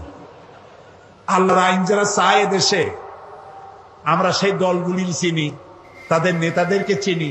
তারা পার্লামেন্টে বক্তৃতা করে, তাদের মন্ত্রী আছে, তাদের অসংখ্য ইসলামী সাহিত্য আছে, তারা বক্তৃতা করে, তাদের গোটা জাতি চেনে। আমাকে বলতে হবে, পরিচিত এদেশের ইসলামী শ্রেষ্ঠ আন্দোলন যারা করেন, তাদের একটা বই, হাজারো বইয়ের মধ্যে একটা বই দেখতে চাই, যেই বইয়ের একটা লাইনও সন্ত্রাসকে উস্কে দেয় এমন একটা বই দেখতে চাই। যারা বক্তব্য রাখেন এই আন্দোলনের নেতারা, তাদের বক্তৃতার একটি শব্দ দিয়ে সন্ত্রাসকে উস্কে দিয়েছে এরকম একটা বক্তৃতা শুনতে চাই। শয়তান নিজ অভিশপ্ত, নিজে অভিশপ্ত হওয়ার পর এর প্রতিশোধ নেওয়ার জন্য আল্লাহ পাকের দরবারে বলেছিল, আয় আল্লাহ, তোমার যেই বান্দাগুলির কারণে, তোমার যেই বান্দার কারণে আমার ইবাদতগুলি নষ্ট হয়ে গেল, আমি অভিশপ্ত হয়ে গেলাম, ওই বান্দাগুলিকে লোভ দেখিয়ে আমি যেমনে পারি সবগুলিকে আমি গোমরাহ করে দেব, পথভ্রষ্ট করে দেব। আল্লাহ পাকের জবাবে বললেন, ইন্না ইবাদি লাইসা লাকা আলাইহিম সুলতান ইল্লা মান ইত্তাবাকা মিনাল গাওয়িন। আমার বান্দাদের উপরে তোমার কোনো কর্তৃত্ব নাই। আমার বান্দা, আদর করে আল্লাহ পাক বলছেন, আমার বান্দাদের উপরে তোমার কোনো কর্তৃত্ব নাই। তবে হ্যাঁ, যারা তোমার কথা মান্য করবে তারা অবশ্যই গোমরাহ হয়ে যাবে, পথভ্রষ্ট হয়ে যাবে। কিন্তু আমার সত্যিকারের বান্দা যারা, তাদের উপরে তুমি গোমরাহি, তাদেরকে তুমি পথভ্রষ্ট করতে পারবে না, তাদের উপরে তোমার কোনো কর্তৃত্ব নাই। ভাইরা আমার, হযরত ঈসা আলাইহিস সালামের ব্যাপারে, হযরত ঈসা আলাইহিস সালামকে খ্রিস্টানেরা তারা বলেছে, ওয়াকালাতিন নাসারাল মাসীহ ইবনুল্লাহ। মসিহ হচ্ছে কার ছেলে? নাউযুবিল্লাহ। বলেন সবাই নাউযুবিল্লাহ। তাকে যখন আল্লাহর ছেলে বলা হলো, আল্লাহর পুত্র বলা হলো, রব্বুল আলামিন তার জবাবে বললেন, ইন হুয়া ইল্লা আবদুন আনআমনা আলাইহি। তিনি তো একজন বান্দা, তিনি আমার বান্দা ছাড়া আর কিছুই নন। আমি তার প্রতি অনুগ্রহ করেছি। বান্দা, আমার বান্দা। আল্লাহ পাকের বান্দা হওয়ার ব্যাপারে কোন মানুষের লজ্জা থাকার কথা নয়। এমনকি আল্লাহ পাক ঈসা আলাইহিস সালাম সম্পর্কে বলছেন, লা ইয়াস্তানকিফাল মাসীহু আইয়াকুনা আবদান লিল্লাহি ওয়ালাল মালাইকাতুল মুকাররাবুন। মসিহ আল্লাহর বান্দা, তাতে কখনো বিন্দু মাত্র লজ্জা তিনি পোষণ করেন নাই যে আমি আল্লাহর বান্দা, আল্লাহর গোলাম। এটা কথা হইল? এরকম লজ্জা তিনি পোষণ করেন। এমনকি তার নিকটবর্তী ফেরেশতা যারা, তারাও আল্লাহর বান্দা গোলাম হওয়ার জন্য তাদের ভিতরে কোনো লজ্জা নাই। যারা নাকি আল্লাহর গোলাম, এই ব্যাপারে যাদের মধ্যে লজ্জার সৃষ্টি হয়, আল্লাহর গোলাম এটা কেমন কথা, বান্দা হওয়াটা কেমন কথা। যারা গোলামীকে অস্বীকার করে তাদের সম্পর্কে আল্লাহ পাক বলছেন, ওয়া মান ইয়াস্তানকিফ আন ইবাদাতিহি ওয়া ইয়াস্তাকবির ফাসায়াহশুরুহুম ইলাইহি জামিআ। কেউ যদি আল্লাহর বন্দেগী করার ব্যাপারে লজ্জা পোষণ করে, যদি লজ্জার কারণ মনে করে, অহংকার করে, গৌরব করে, তাহলে তারা পালাবে কোথায়, যাবে কোথায়? আমি কিয়ামতের দিন সবগুলিকে এক জায়গায় করে ফেলবো। সুতরাং আল্লাহ পাকের গোলামিতে আল্লাহ যে বান্দা বলে যখন ডাকেন, লজ্জার কোনো কারণ নাই। অহংকার যে করবে সে নিজেকে ধ্বংস করবে। আল্লাহ পাক সব নবীদেরকে নিজের বান্দা বলেছেন। নবীরা কি আল্লাহ পাকের বান্দা। হযরত ইউসুফ আলাইহিস সালাম সম্পর্কে আল্লাহ পাক বলছেন, কাযালিকা লিনাসরিফা আনহু আস-সুআ ওয়াল ফাহশা ইন্নাহু মিন ইবাদিনাল মুখলাসিন। এরূপই ঘটলো যাতে আমি ইউসুফ আলাইহিস সালামকে, আমার বান্দা, তাকে আমি নির্লজ্জতা ইত্যাদি থেকে আমি রক্ষা করেছি। নিশ্চয়ই হযরত ইউসুফ ছিল আল্লাহ পাকের বান্দা, আল্লাহ পাকের আব্দ। রাসূল করিম সাল্লাল্লাহু আলাইহি ওয়াসাল্লাম তিনি হচ্ছেন সর্বশ্রেষ্ঠ আল্লাহর পয়গম্বর। তার থেকে শ্রেষ্ঠ নবী আর কি কেউ আছে? জোরে বলেন, আছে? তার থেকে মাহবুব, তার থেকে শ্রেষ্ঠ আল্লাহর কাছে কেউ। সেই নবীকে আল্লাহ রাব্বুল আলামিন কোরআনে কারীমের ভিতরে তাকে আব্দ বলেছেন। কি বলেছেন? অনেকগুলি আয়াত আছে যে আয়াতের ভিতরে আল্লাহ পাক তার নাম নেন নাই, নবী বলেন নাই, রাসূল বলেন নাই, শুধু বলেছেন আব্দ। যেমন ফাআওহা ইলা আবদিহি মা আওহা। অতঃপর তার বান্দার নিকট যা ওহী করার ছিল তা তিনি করলেন। সেই বান্দাকে মুহাম্মদ সাল্লাল্লাহু আলাইহি ওয়াসাল্লাম। অন্য আয়াতে আল্লাহ পাক বলছেন, وأنه لما قام عبد الله يدعوه كادوا يكونون عليه لبدا। আর এই আল্লাহর বান্দা যখন নামাজ পড়তে দাঁড়িয়ে গেল, আল্লাহকে ডাকার জন্য যখন দাঁড়ালো, তখন লোকেরা তার উপরে ঝাঁপিয়ে পড়লো। ঝাঁপিয়ে পড়ার জন্য প্রস্তুতি গ্রহণ করলো। এখানে আব্দ বলা হয়েছে কাকে? মুহাম্মদ সাল্লাল্লাহু আলাইহি সাল্লামকে। এভাবে করে অন্য এক আয়াতে আল্লাহ পাক তার হাবিবকে আব্দ বলছেন, বান্দা বলতেছেন, ইন কুনতুম ফি রাইবিম মিম্মা নাযালনা আলা আবদিনা। আমার বান্দার উপরে যে কিতাব নাজিল করেছি তাতে যদি তোমাদের কোনো সন্দেহ হয়, এই যে আমার বান্দার উপরে, ওই বান্দা কে বলেন সবাই? মুহাম্মদ রাসূলুল্লাহ সাল্লাল্লাহু আলাইহি ওয়াসাল্লাম। অন্য আয়াতে বলা হচ্ছে, তাবারাকাল্লাযী নাযালাল ফুরকানা আলা আবদিহি লিয়াকুনা লিল আলামিনা নাযীরা। অতীব বরকতপূর্ণ সেই মহান সত্তা যিনি তার বান্দার উপরে ফুরকান নাজিল করেছেন। কে সেই বান্দা? মুহাম্মদ সাল্লাল্লাহু আলাইহি ওয়াসাল্লাম। মেরাজের ঘটনা বলতে গিয়ে আল্লাহ রাব্বুল আলামিন বলতেছেন, সুবহানাল্লাযী আসরা বিআবদিহি লাইলাম মিনাল মাসজিদিল হারামি ইলাল মাসজিদিল আকসা। পবিত্র সেই মহান সত্তা যিনি তার বান্দাকে ইসরা করিয়েছেন। কে সেই বান্দা? মুহাম্মদ রাসূলুল্লাহ সাল্লাল্লাহু আলাইহি ওয়াসাল্লাম। সুতরাং আবদিয়ত, ইবাদত, গোলামি, এটা হচ্ছে মানুষের জীবনের সবচেয়ে বড় মর্যাদাকর খেতাব আল্লাহর পক্ষ থেকে। আল্লাহর বান্দা হওয়া, গোলামি পরিপূর্ণরূপে হবে কেবলমাত্র আল্লাহ পাকের। এই গোলামির জন্যই আল্লাহ পাক আমাদেরকে সৃষ্টি করেছেন, অন্য কোনো কাজে আমাদেরকে সৃষ্টি করেন না। সেই জন্য আমাদেরকে গোলামি করতে হবে, আনুগত্য করতে হবে কেবলমাত্র কার বলুন তো? এই গোলামি যদি সঠিকভাবে করি, যদি বান্দারা যারা আল্লাহ পাকের বান্দা বলে, গোলাম বলে নিজেদেরকে দাবি করে, যদি সঠিকভাবে ইবাদতটা করা যায়, তাহলে আল্লাহ তাদের জন্য কি ওয়াদা করেছেন শুনুন।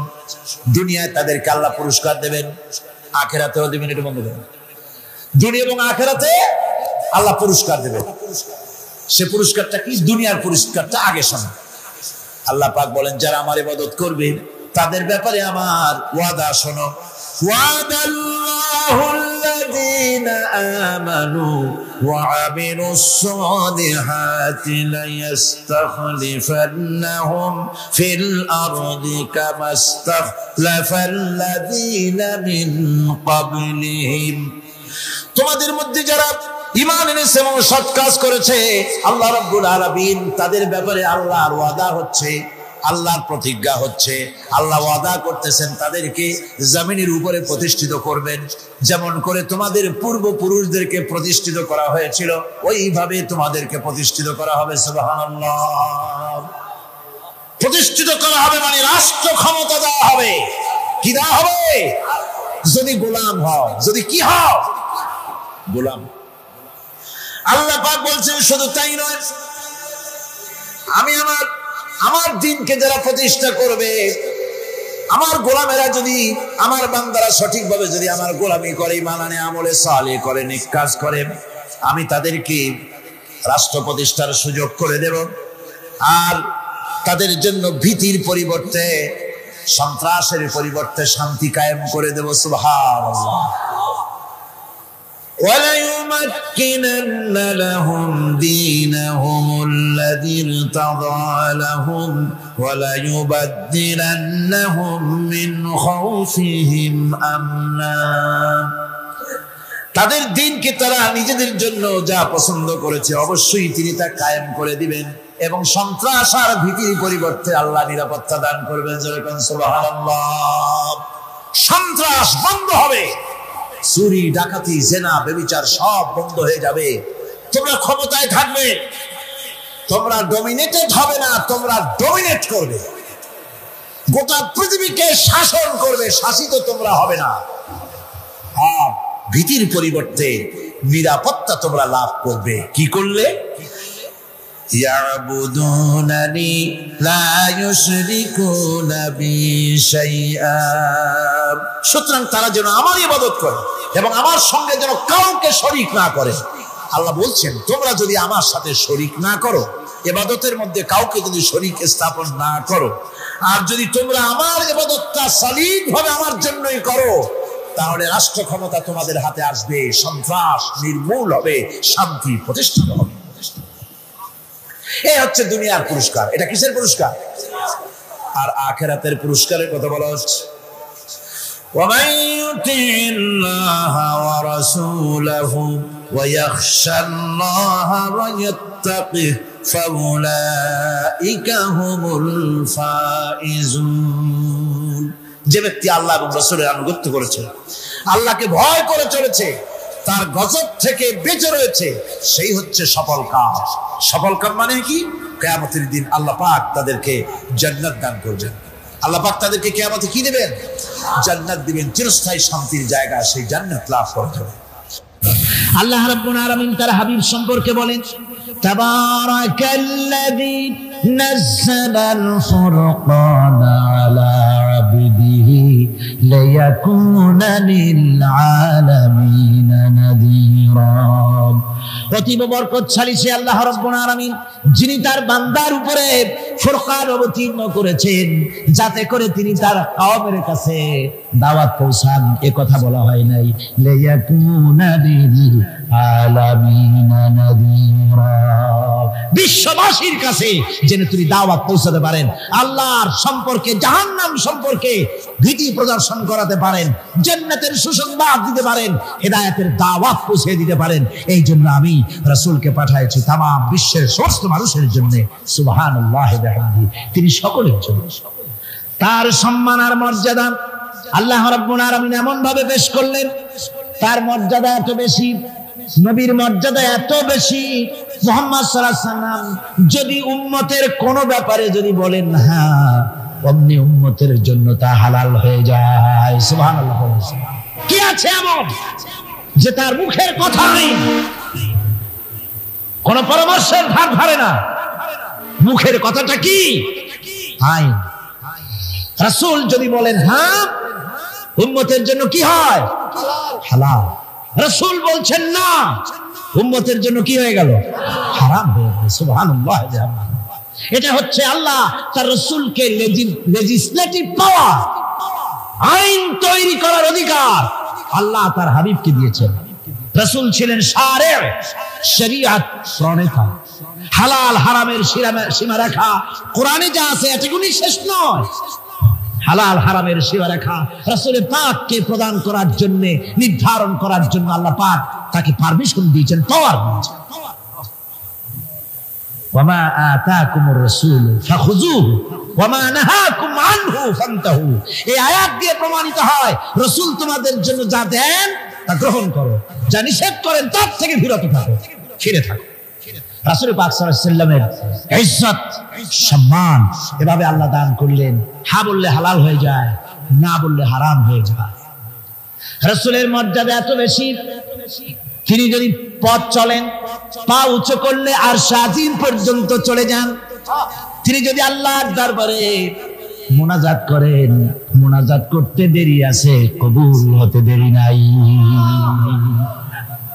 হাত তোলা লাগে না, হাত তোলা লাগে না। আমরা যে হাত তুলে মুনাজাত করি, রাসূল সাল্লাল্লাহু আলাইহি ওয়াসাল্লাম হাত তুলেছেন, আবার অনেক সময় হাত তোলেনি।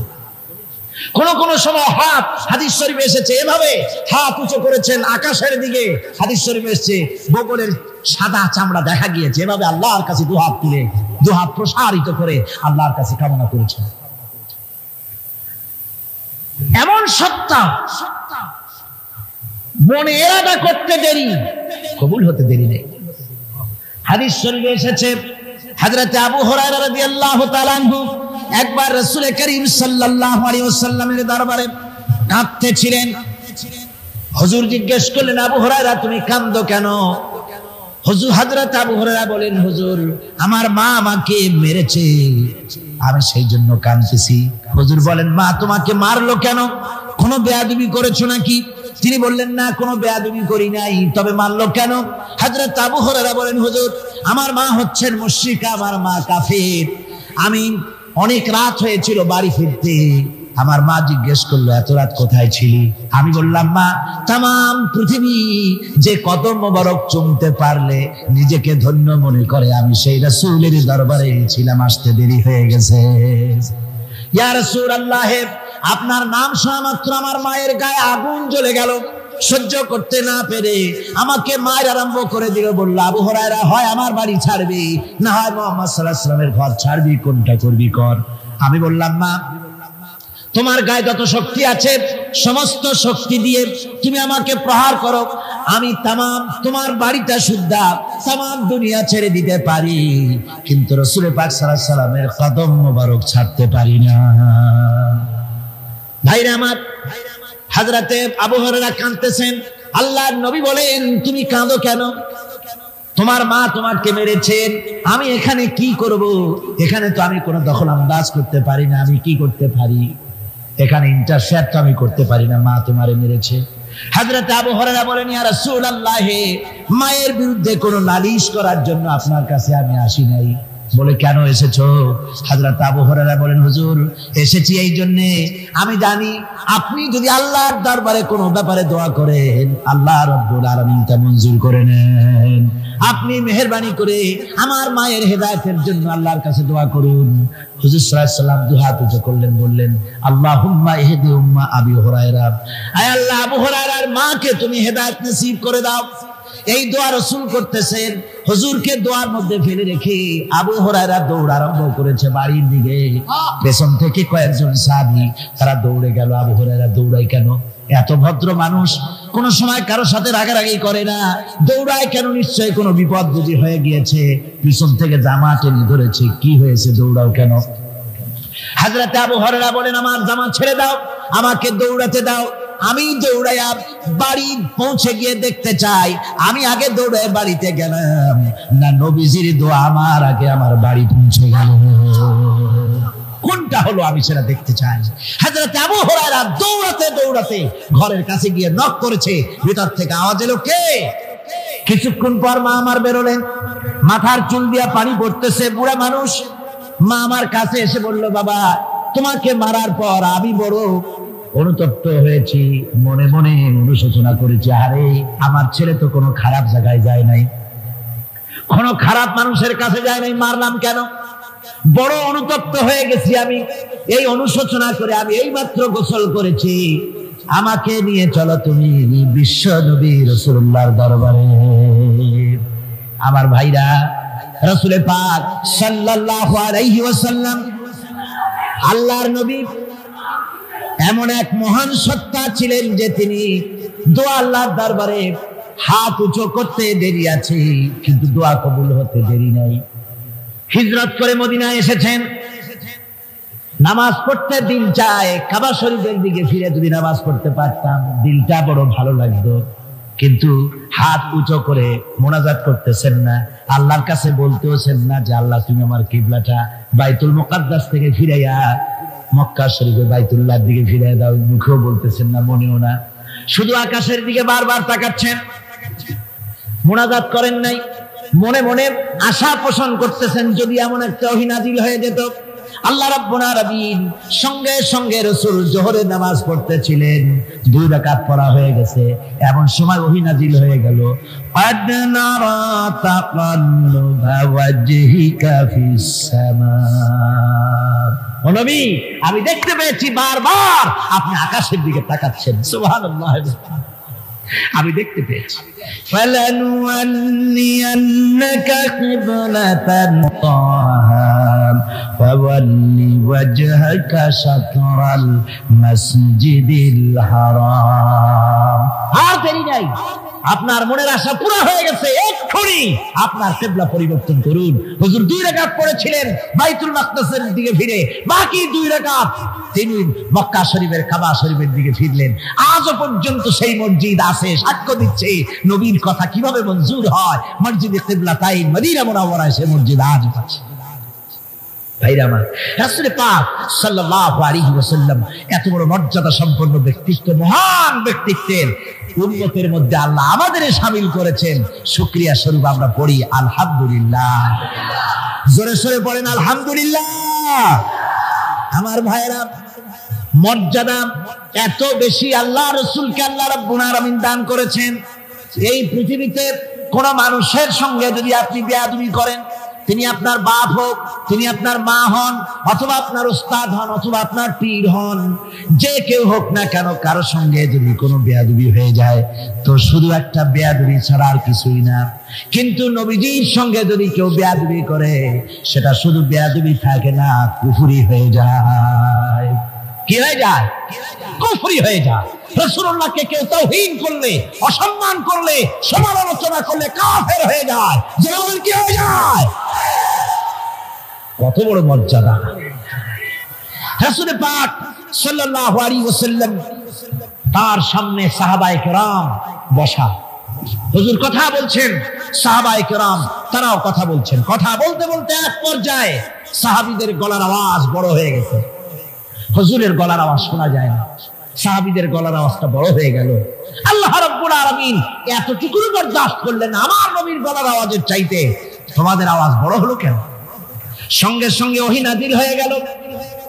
আল্লাহ রাব্বুল আলামিন বলেন, ইয়া আইয়ুহাল্লাযীনা আমানু লা তারফাউ আসওয়াতাকুম ফাওকা সাউতিন নবী।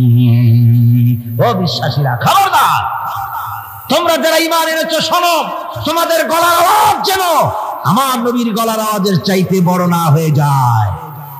যদি তা হয়, আনতাহবাতা আমাল, জীবনের সমস্ত ভালো কাজগুলি আমি আল্লাহ বরবাদ করে দেব। আজ পর্যন্ত এই আয়াতে কারিমা রাসূল পাক সাল্লাল্লাহু আলাইহি ওয়াসাল্লামের রওজায়ে আতহারের সামনে সবুজ সাইনবোর্ডের উপরে সোনার অক্ষর দিয়ে এই আয়াতে কারিমা লেখা রয়েছে। সুবহানাল্লাহ। সর্বকালের, সর্বযুগের সর্বশ্রেষ্ঠ মহামানব, সর্বশ্রেষ্ঠ বিশ্বনবী, আল্লাহর পরে যার মর্যাদা, তিনি হচ্ছেন মুহাম্মদ রাসূলুল্লাহ সাল্লাল্লাহু আলাইহি ওয়াসাল্লাম। তার অনুসরণ করা ইবাদত, তার অনুসরণ করা কি? আর তার নাফরমানি করা কুফরি। আল্লাহ রাব্বুল আলামিন বলেন, নবী আপনি বলুন, কুল ইন কুনতুম তুহিব্বুনাল্লাহ ফাত্তাবিউনি ইউহিব্বুকুমুল্লাহ ওয়া ইয়াগফির লাকুম যুনুবাকুম ওয়াল্লাহু গফুরুর রাহিম। নবী বলুন, তোমরা যদি আল্লাহকে ভালোবাসো, মুমিনদেরকে শোনানো হচ্ছে, শোনো, তোমরা যদি আল্লাহকে ভালোবাসো, ফাত্তাবিউনি, ও নবী আপনি বলে দেন যে তাহলে আমার অনুসরণ করো। কার অনুসরণ? নবীর। কার অনুসরণ? নবীর অনুসরণ। আল্লাহরে যদি ভালোবাসো, এই দাবি যদি সত্য হয়, আমার অনুসরণ করো।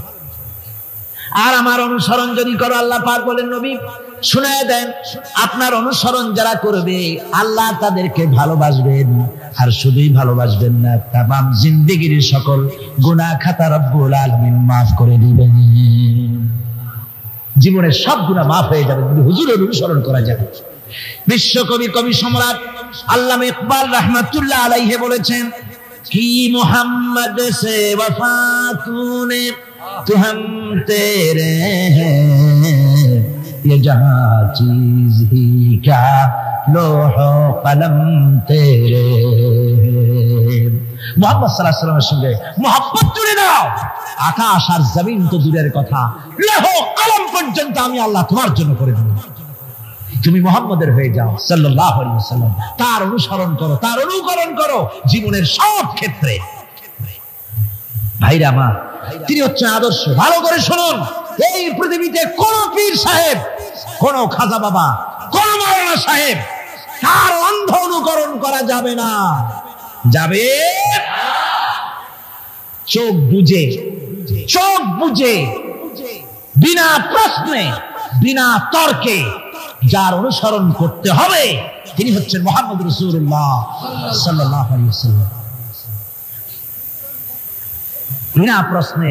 কোন পীর সাহেব বললেন সকালবেলায় 10,000 বার আল্লাহু আল্লাহু করো, আল্লাহ আল্লাহ আসতে হু জোরে, অথবা লা ইলাহা ইল্লাল্লাহ 500 বার জিকির করো, লা ইলাহা আসতে ইল্লাল্লাহ জোরে। আর ইল্লাল্লাহ কোন কোন মুরিদরা তো এত জোরে করে তাতে কলব থাকলেও পারে, গেলেও পারে।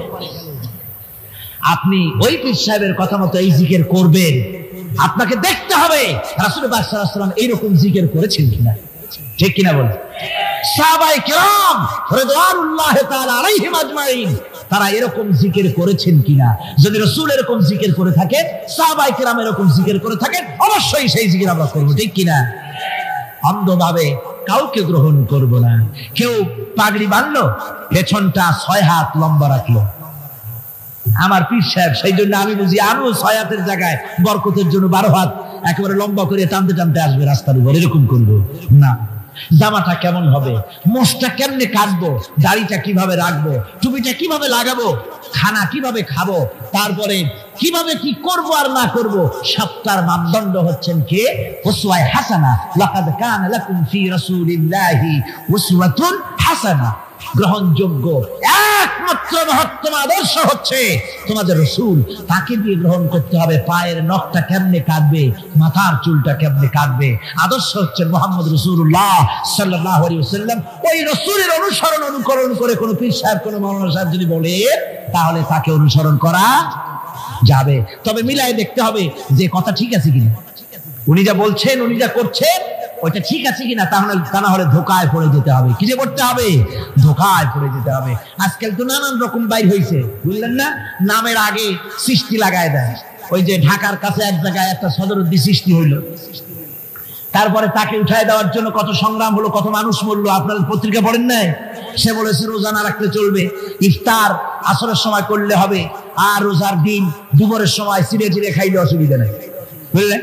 যশোরে গেলাম, সেখানে শুনলাম সেই পাকিস্তান বলে এক পীর নাকি আসছিল, এসে বলে গেছে ভাই আসল পর্দা মনের পর্দা, এর থেকে বাইরের কোনো পর্দা না। লোক দেখা না পর্দাটা করে লাভ কি? আসল পর্দা মনের পর্দা। তারপরে মনে মনে নামাজ পড়ো, মনে মনে রোজা রাখো, মনে মনে হজ করো, যাকাত দাও। মনটা সাফ হয়ে গেলে তোমার আর কোনো অসুবিধা নাই। এই মনের পীর আসলো, আমি সেই এলাকায় গেলাম, যাইয়া শুনি এই রকমের কাম করছে। আমি বললাম ওই লোকটা যদি আবার আসে আম গাছের সাথে বান্ধা থুই। তারপরে সে যখন বলবে যে আমার তো পেশাব পায়খানা করা লাগবে, আমারে ছাড়ো, তোমরা বলবা যে না ছাড়া যাবে না। মনে মনে যদি নামাজ পড়া যায়, মনে মনে পেশাব পায়খানা করবে। যদি বলে আমার ক্ষুধা লাগছে অথবা পানি পান করবো, তৃষ্ণা লেগেছে, বলতে হবে মনে মনে যদি রোজা রাখা যায় তো মনে মনে খাওয়া দাওয়ার কামটা সারিয়ে নেন, মেহরবানি করে। এই ধরনের কিছু সংখ্যক লোক বেরিয়েছে যাদেরকে লোকেরা সাহাবীদের চাইতে, নবীদের চাইতেও বড় মনে করে। আশ্চর্য কথা, বিভিন্ন জায়গায় ধরনের পীর হয়, তাদের আবার নওরোজ অনুষ্ঠান হয়, তাদের জন্ম দিবসে তাদেরকে গোসল করানো হয়, সেই গোসলের পানি আবার মুরিদেরা খায়। জোরে কর নাউজুবিল্লাহ, জোরে কর নাউজুবিল্লাহ।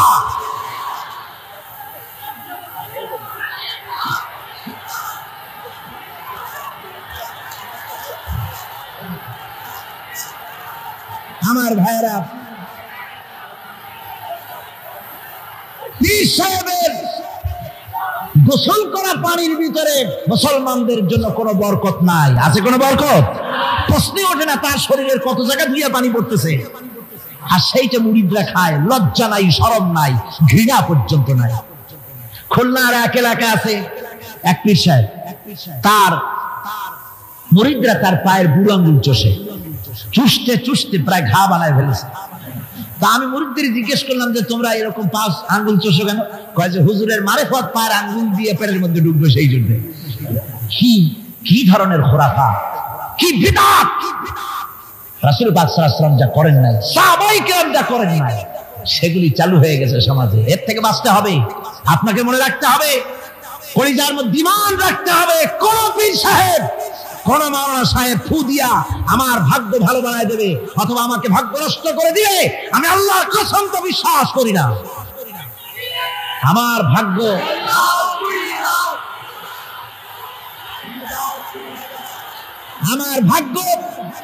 আমার তাকদীর ভালো বা খারাপ, এ সবটা হতে পারে আল্লাহর পক্ষ থেকে। কার পক্ষ থেকে? জোরে বলেন, কার পক্ষ থেকে? আল্লাহর পক্ষ থেকে হতে পারে। সুতরাং আজকে আমাদের দেশে বহুত নকল পেরিয়ে গেছে। পীর মুরিদি একসময় খুব ভালো ছিল, কিন্তু যে জিনিস যত ভালো তার নকল বের হয় তত তাড়াতাড়ি। তবে আলহামদুলিল্লাহ, আলহামদুলিল্লাহ কিছু হাক্কানি পীর এখনো আছে যারা সমাজের কাজ করেন, যারা ওইভাবে কদম বুঝি নেওয়ার জন্য পা আগ বাড়ায় দেয় না। কথা বুঝতে পেরেছেন? মানুষকে সর্বনাশ করে না, বরং তাদের ইলম আছে, ইলমের দ্বারা মানুষের কাছে হেদায়েতের কথা শোনায়, সমাজ গঠনমূলক কাজ করে, আল্লাহর কোরআন প্রচার করে। এ ধরনের লোক আছে, তবে এদের সংখ্যা কম। ঠিক কিনা? কম, এদের সংখ্যা কম। এরা বিভিন্ন জায়গায় মাজার তৈরি করেছে, মাজারাত তৈরি করেছে। একটা দুইটা মাজার না, বহুত মাজার, গাড়ি বাস সব থামাইয়া তারপরে তাদের কাছ থেকে, মানুষের কাছ থেকে পয়সা কালেকশন করা হয়। ঠিক কিনা? এই যে পয়সা কালেকশন করা হলো, আমি জিজ্ঞেস করি এই টাকাগুলো যে কালেকশন করা হলো, দেওয়া হলো, এই টাকা দিয়ে কবরে যে শো আছে, ওই টাকা দিয়ে তিনি কি কোনো ফায়দা পান? টাকা দরকার কার? জীবিত মানুষের না মরা মানুষের? তো কমন সেন্স নাই কেন মুসলমানের? যিনি ইন্তেকাল করেছেন, মাটির মধ্যে শুয়ে আছেন, তারে টাকা দেই কেন? উনি কি এই কমলার সিজনে কমলা কিনে খাবেন? তো টাকাটা কেন দেওয়া হয়? এই আপনার টাকা দিয়া এই মাজারকে যারা পাহারা দেয় তারা অনেক বড় লোক হয়ে গেছে, ঠিক কিনা? আবার অনেক মাজার আছে যে মাজারে কেদা শোয়া, তার মাজারের পাহারাদারও জানে। এরকম আমি নিজেও দেখেছি। জিজ্ঞেস করেছি যে কবর কার, কত তা তো জানি না। একজন আল্লাহর মাহবুব বান্দা শুয়ে আছে এখানে। কে সেই মাহবুব বান্দা? নাম টাম জানি না, স্বপ্নের মধ্যে দেখলাম আল্লাহর এক ওলির কবর এখানে, সেই জন্য গম্বুজ বানাই দিছি।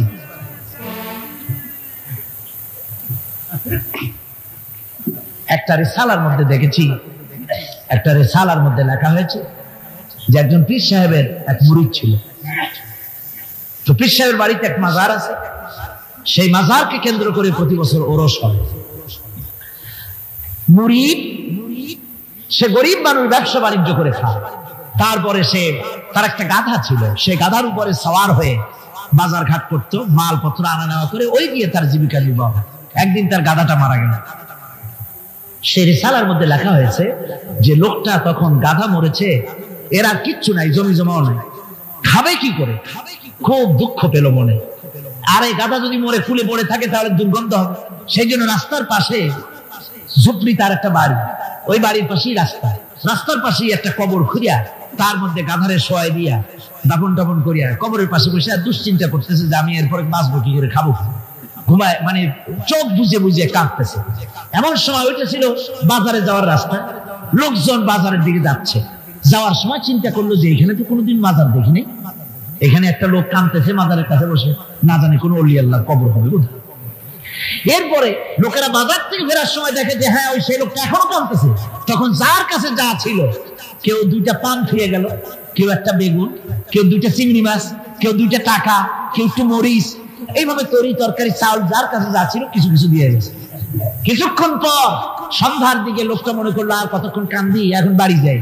চোখ খুলে দেখে চতুর্দিকে খাদ্য খাবার, তরি তরকারি, পয়সা করি। কয় যে মাশাআল্লাহ, শুনছিলাম হাতি বাঁচতেও লাখ টাকা, মরলেও লাখ টাকা। সে কথা যে গাধার ব্যাপারে খাটে তা তো জানি না। এই গাধা মরিয়েও তো আমার বাঁচায় গেছে।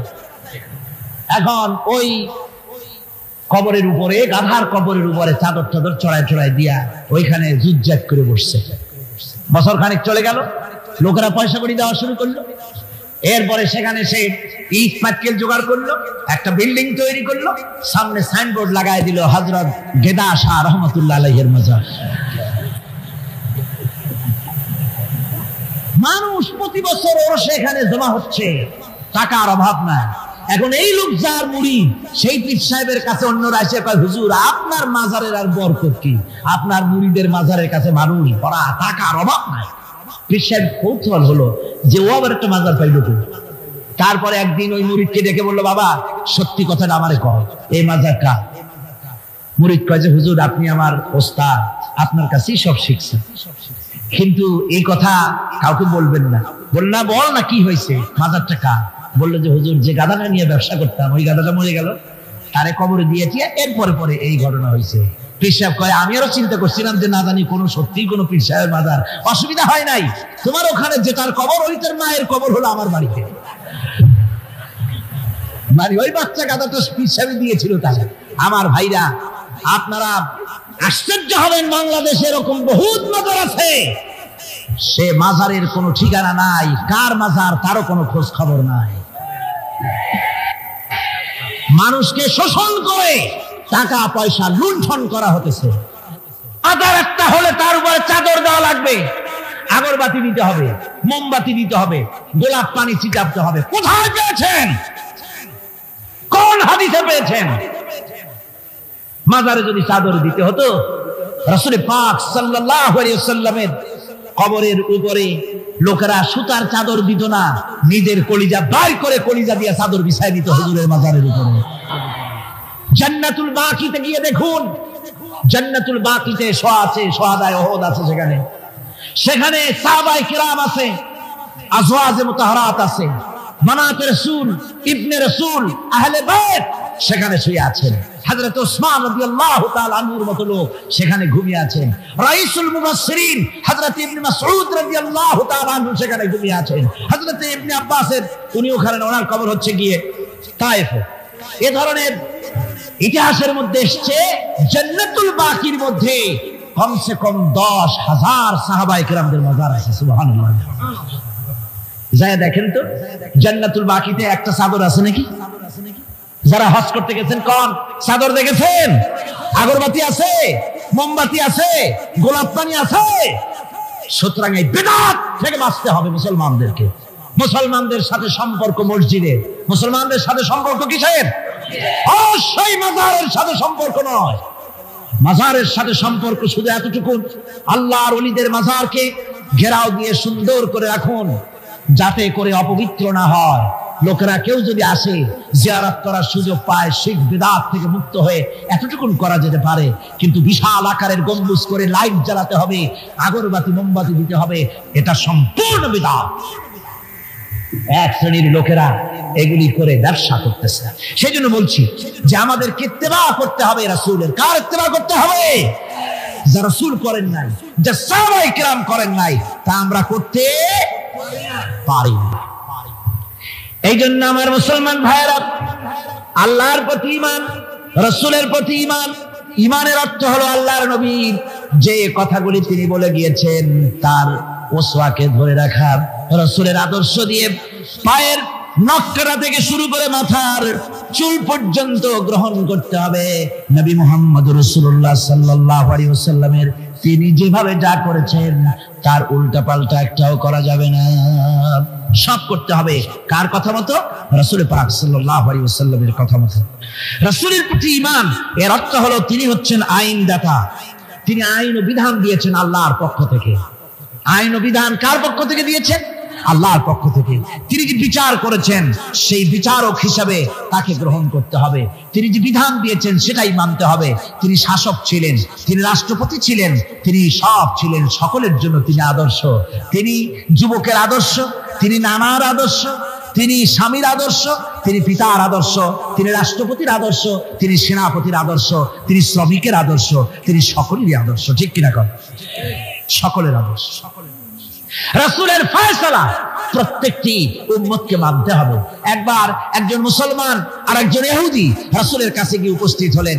ইহুদি গিয়ে নালিশ করলো হুজুরের কাছে মুসলমানের বিরুদ্ধে। হুজুর সাল্লাল্লাহু আলাইহি ওয়াসাল্লাম সে নালিশ শুনে তিনি ফয়সালা দিলেন ইহুদির পক্ষে। মুসলমান ব্যক্তি অসন্তুষ্ট হয়ে গেল। তিনি চলে গেলেন হযরত ওমরের কাছে, গিয়ে বললেন, ভাই ওমর, একটা জিনিসের বিচারের সানি করার জন্য আপনার কাছে এসেছি। কি সানি?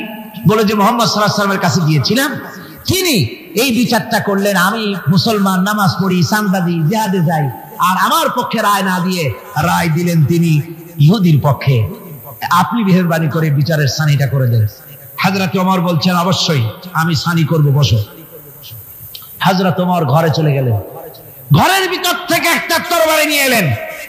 তরবারিকে খাপ মুক্ত করে তিনি বললেন, আল্লাহর বান্দা, যে ব্যক্তি মুহাম্মদ রাসূলুল্লাহ সাল্লাল্লাহু আলাইহি ওয়াসাল্লামের ফয়সালা করে দেওয়ার পর তার ফয়সালার সানি করতে আসে, ওর সানিটা, ওর ফয়সালাটা এরকম করে করে দিতে হয়। তরবারি দিয়ে আঘাত দিলেন, লোকটি দুই টুকরা হয়ে পড়ে গেল। আমার বন্ধুগণ, সারা এলাকায় সারা পড়ে গেল মুসলমান। হযরত ওমর মুসলমান হত্যা করেছে। তার ওই নিহত ব্যক্তির আত্মীয় স্বজনরা দিয়ত দাবি করতে এলো। আল্লাহ রাসূলের কাছে আল্লাহ পাক জানিয়ে দিলেন যে এই লোক হযরত ওমর কোন মুসলমান হত্যা করেনি। হযরত ওমর যাকে হত্যা করেছে সে ব্যক্তি মুনাফিক। সে ব্যক্তি কি? মুনাফিক। অর্থাৎ হে রাসূল, আপনি ফয়সালা দেওয়ার পর সেই ফয়সালা যে মানে না, দ্বিধাদ্বন্দ্বে ভোগে, ওই ফয়সালা গ্রহণ করতে রাজি হয় না, সে মুমিন নয়, মুসলমান হিসেবে দাবি করতে পারে না, তার জমিনে বেঁচে থাকার অধিকারও সে হারিয়ে ফেলে। আমার মুসলমান ভাইরা, আল্লাহ রাব্বুল আলামিন আমাদের জন্য এভাবে করে তিনি আমাদের রাসূল পাক সাল্লাল্লাহু আলাইহি ওয়াসাল্লামকে দিয়েছেন, ওসওয়া করে দিয়েছেন। তার ইতাআত করা, তার আনুগত্য করা দুনিয়াবাসীদের জন্য ফরজ করে দেওয়া হয়েছে। আল্লাহ রাব্বুল আলামিন বলেন, ওমা আরসালনা মির রাসূলিন ইল্লা লিয়ুতা'a বিইذনিল্লাহ। আমি যে রাসূল পাঠিয়েছি তাদের আনুগত্য করতে আমি বাধ্য করে দিয়েছি। তাদের আনুগত্য শুধু এই জন্যই করতে হবে, লোকদেরকে যেহেতু তারা তারা নির্দেশ করেন আল্লাহর হুকুম অনুযায়ী, আল্লাহর নির্দেশ অনুযায়ী নবীদের আনুগত্য সকলেরই করা লাগবে। আল্লাহ পাক বলেন, যে ব্যক্তি রাসূলের আনুগত্য করে সেজন্য আমি আল্লাহ রাব্বুল আলামিনের আনুগত্য করলো। জোরে বলেন সুবহানাল্লাহ। এরপরে আল্লাহ রাব্বুল আলামিন বলেছেন, ইয়া আইয়ুহাল্লাযীনা আমানু আতিউল্লাহা ওয়া আতিউর রাসূল ওয়া লা তুবতিলু আমালাকুম। আল্লাহ পাক বলেন, ও বিশ্বাসীরা, তোমরা আনুগত্য করো আল্লাহর এবং আনুগত্য করো রাসূলের। কোন ব্যাপারে? কোন আনুগত্য যে আল্লাহ করতে বললেন আল্লাহর এবং রাসূলের, কোন ব্যাপারে আনুগত্য? সমস্ত ব্যাপারে, জীবনের সকল অঙ্গনে আনুগত্য করতে হবে। কার? আমি দেখতে পাচ্ছি মাঝখান থেকে দুই একজন লোক হাঁটেন, আমি কিন্তু আগেই নিষেধ করেছি এই বেয়াদবি আল্লাহর রাস্তে কেউ করবেন না। আপনার হাঁটার কারণে অন্য লোকদের শোনার মধ্যে ডিস্টার্ব হয়, এই বেয়াদবি কেউ করবেন না। ভাইরা আমার, আল্লাহ এবং রাসূলের আনুগত্য করতে হবে জীবনের সকল ক্ষেত্রে। রাসূল পাক সাল্লাল্লাহু আলাইহি ওয়াসাল্লাম শুধু নামাজের কথা বলেছেন, শুধু রোজার কথা বলেছেন, হজ আর যাকাতের কথা বলেছেন, আর কিছু বলেন নাই নাকি? বলেছেন কিনা? রাসূলুল্লাহ রাজনীতি করেছেন কিনা? রাসূলুল্লাহ প্রেসিডেন্ট ছিলেন কিনা? যুদ্ধ করেছেন কিনা? কিন্তু আজ আমাদের দেশে শুনতে হয় রাসূলের প্রতি ঈমানের অর্থ কি? ঈমানের অর্থ শুধু এতটুকু নয়, রবিউল আউয়াল মাস আসবে আর তুম পে লাখো সালাম, আর সারা বছর খোঁজ নাই। খুব সুন্দর করে দরুদ শরীফ, মিলাদ শরীফ পড়বেন, আর রাসূলের আইন অমর্যাদা হবে। রাসূলের আইন সংসদে থাকবে না, পার্লামেন্টে থাকবে না, কোর্ট কাছারি আদালতে থাকবে না। বলা হবে ধর্ম আর রাজনীতি আলাদা। রাসূলের প্রতি এই ঈমানের 4 পয়সা মূল্য নাই। আছে মূল্য? মূল্য নাই। রাসূলের প্রতি ঈমান, ঈমান কি? ঈমানটাই হলো রাসূল যা করেছেন, আমাদেরকে যেভাবে যা আদেশ করেছেন তাই আমাদের মানতে হবে। উম্মতের এটা দায়িত্ব। কিন্তু আমরা এমনই উম্মত, আমরা নিজেরা ফয়সালা করে নিজেদের, আমরা বলেছি ধর্ম আর রাজনীতি আলাদা। অবশ্য চট্টগ্রামে এই ধরনের কথা কেউ বলে না, বলে ধর্ম আর রাজনীতি আলাদা। নাউযুবিল্লাহি মিন যালিক। ধর্ম আর রাজনীতি আলাদা যারা বলে তারা হলো রাজনীতি ব্যবসায়ী। তারা কি ব্যবসায়ী? রাজনীতি ব্যবসায়ী। ওরা রাজনীতির ব্যবসা করে। जुदा हो जो दीन से सियासत रह जाती है चंगेजी। ধর্ম থেকে রাজনীতি যখন আলাদা হলো তখন সেখানে বাকি থাকে চেঙ্গিজিপনা, হারাকু খানপনা, মারামারি, হত্যাকাণ্ড সেখানে চালু থাকে, আর কিছুই থাকে না। ধর্ম ছাড়া রাজনীতি, তার নাম হচ্ছে প্রচন্ড দুর্নীতি। তার নাম কি? একটি প্রচন্ড দুর্নীতি। এক শ্রেণীর লোকেরা আজ বলছে যে ধর্ম আর রাজনীতি আলাদা। ধর্ম কোথায়? তাদের কথা হলো ধর্ম হলো পবিত্র জিনিস, ওই পবিত্র জিনিস থাকবে মসজিদে, পবিত্র জিনিস থাকবে মাদ্রাসায় আর খানকার ভেতরে। ওই পবিত্র ধর্ম রাজনীতিতে আনা যাবে না। ধর্মের প্রতি তাদের মহব্বত খুব, ধর্ম খুব পবিত্র। আল্লাহকে যেন বলা হচ্ছে, আল্লাহ আর হে রাসূল, তোমরা দুজনা মসজিদ আর মাদ্রাসায় থাকো, আমাদের জীবনের বিস্তীর্ণ অঙ্গনে তোমাদের প্রতি 144 92 ক ধারা 144 ধারা জারি করে দিলাম। আমাদের জীবনের বিস্তীর্ণ অঙ্গনে তোমরা আইসো না, তোমরা মসজিদে থাকো, মাদ্রাসায় থাকো, আমরা সুযোগ পাইলে তোমার একটা সেজদা দিয়ে আসবো। আর আল্লাহ তোমার একটা সেজদা পাওয়ার জন্য দারুণ ভাবে কাঙ্গাল হয়ে আছে না? নাউযুবিল্লাহি মিন যালিক। যারা বলে ধর্ম আর রাজনীতি আলাদা, তারা সুস্পষ্ট মুনাফিক। যারা বলেন তারা কি? এই লোকগুলি হচ্ছে ধর্ম নিরপেক্ষবাদী, সেকুলারিজম, ধর্ম নিরপেক্ষ মতবাদের লোক। তারা বলে যে ধর্ম নিরপেক্ষ, ধর্মের ব্যাপারে নিরপেক্ষতা অবলম্বন করা লাগবে। এরা খুব সুচতুর। ভাতের ব্যাপারে নিরপেক্ষতা অবলম্বন করেন। আপনারা কন যে জিনিস যত বেশি প্রয়োজন আমরা তার পক্ষে থাকি না নিরপেক্ষ থাকি? ভাতের ব্যাপারে নিরপেক্ষ লোক আছে নাকি এখানে? ডায়াবেটিসের রোগী ছাড়া ভাতের ব্যাপারে নিরপেক্ষ লোক নাই, সবই পক্ষে। আচ্ছা ঘুমটা আমাদের জন্য জরুরি কিনা? এই ঘুমের আমরা পক্ষে না বিপক্ষে? নিরপেক্ষ আছে কেউ নাই। বিবাহ যারা করে নাই সেই সব যুবকদের জন্য বিবাহটা জরুরি কিনা? এই জরুরি বিষয়ের প্রতি যুবকদের কি মত? এ ব্যাপারে কি নিরপেক্ষ না পক্ষে? খুব জোরেই বলেছে পক্ষে। তাহলে বোঝা গেল যে জিনিস যত বেশি জরুরি আমরা সেইটার পক্ষে, আর যেটা জরুরত নাই আমরা সেটা পক্ষে নাই। তাহলে ধর্ম কি এতই অজরুরি বিষয় যে এইটার ব্যাপারে আমরা শুধু নিরপেক্ষ হয়ে থাকবো? নাউযুবিল্লাহি মিন যালিক। ধর্মের ব্যাপারে নিরপেক্ষতা অবলম্বনকারী একটা রাজনৈতিক দল আমাদের দেশে কাজ করতেছে, ঠিক কিনা? ধর্ম নিরপেক্ষ মতবাদের সপক্ষে তারা কোরআনে কারীমের আয়াত বলে, তারা বলে মৌলভী সাহেবরা কি বুখারী পড়ে নাই? বুখারীর মধ্যে আছে লাকুম দীনুকুম ওয়ালিয়া দীন। আর অনুসারীরা তখন চিন্তা করে, বাপরে আমাদের নেতি খান বুখারীও পড়ে, আজীব তামাশা। লা ইকরাহা ফিদ্দীন, এর মধ্যে ধর্ম নিরপেক্ষতার গন্ধ নাই। সূরাটির নাম হচ্ছে সূরা কাফিরুন। সূরাটির নাম কি? কাফেররা বলেছিল, হে মুহাম্মদ সাল্লাল্লাহু আলাইহি ওয়াসাল্লাম, ধর্মের ব্যাপারে আমাদের ভিতরে বড় ঝগড়াঝাটি প্রায় লেগে থাকে, সুতরাং ধর্ম নিয়ে বাড়াবাড়ি না করে আসো, আমরা এক কাজ করি, তোমরা কিছুদিন আমাদের প্রতিমাগুলির সামনে এসে একটু পূজা দিয়ে যাও, আর আমরাও কয়েকদিন তোমাদের মসজিদে গিয়ে আল্লাহর সেজদা দিয়ে আসবো। এইভাবে আমরা ধর্মকে 50-50 ভাগাভাগি করে নেই। কাফেররা, তোমরা যার ইবাদত করো আমরা তার ইবাদত করি না, আবার আমরা যার ইবাদত করি তোমরা তার ইবাদত করো না, সুতরাং লাকুম দীনুকুম ওয়ালিয়া দীন। সুতরাং তোমাদের ধর্ম তোমাদের জন্য, আমাদের ধর্ম আমাদের জন্য। তার মানে তোমরা তোমাদের ধর্ম নিয়ে থাকো, আমরা আমাদের ধর্ম নিয়ে থাকি। এটা কি নিরপেক্ষের কথা হলো না পক্ষের কথা হলো?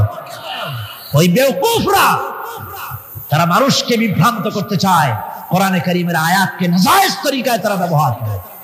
আবার বলে লা ইকরাহা ফিদ্দীন, মৌলবীরা জানে না ধর্মের মধ্যে বাড়াবাড়ি নাই।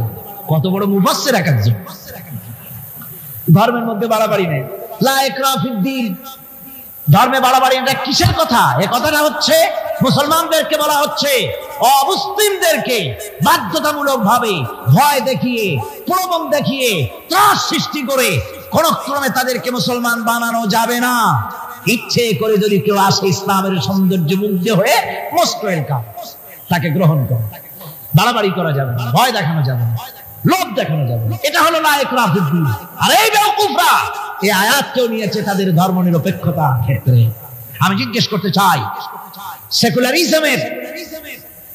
সেকুলারিজম দিয়ে তাদের মন মস্তিষ্ক ভরপুর সেসব ভাইদেরকে জিজ্ঞেস করি, বিবেক দিয়ে চিন্তা করুন, ধর্ম নিরপেক্ষ আপনি কেন হবেন? দুনিয়ার কোন পয়গম্বর কি ধর্মের ব্যাপারে নিরপেক্ষ ছিলেন? আপনি যার উম্মত, আমরা যার উম্মত, বিশ্বনবী তিনি কি ধর্মের ব্যাপারে নিরপেক্ষ ছিলেন? রাসূলুল্লাহ রীতিমতো রাষ্ট্রপ্রধান ছিলেন, প্রেসিডেন্ট ছিলেন। সুবহানাল্লাহ। 12.5 লক্ষ বর্গ মাইল শাসন করেছেন, প্রেসিডেন্ট ছিলেন মুহাম্মদ রাসূলুল্লাহ সাল্লাল্লাহু আলাইহি ওয়াসাল্লাম। জীবনে বহু যুদ্ধ করেছেন, এই যুদ্ধের কমান্ডার ইন চিফ ছিলেন, প্রধান সেনাপতি ছিলেন, সশস্ত্র যুদ্ধ করেছেন, মোকাবেলা করেছেন অস্ত্র নিয়ে। শ্রমিক হয়ে কাজ করেছেন, শ্রম সমস্যার সমাধান করেছেন।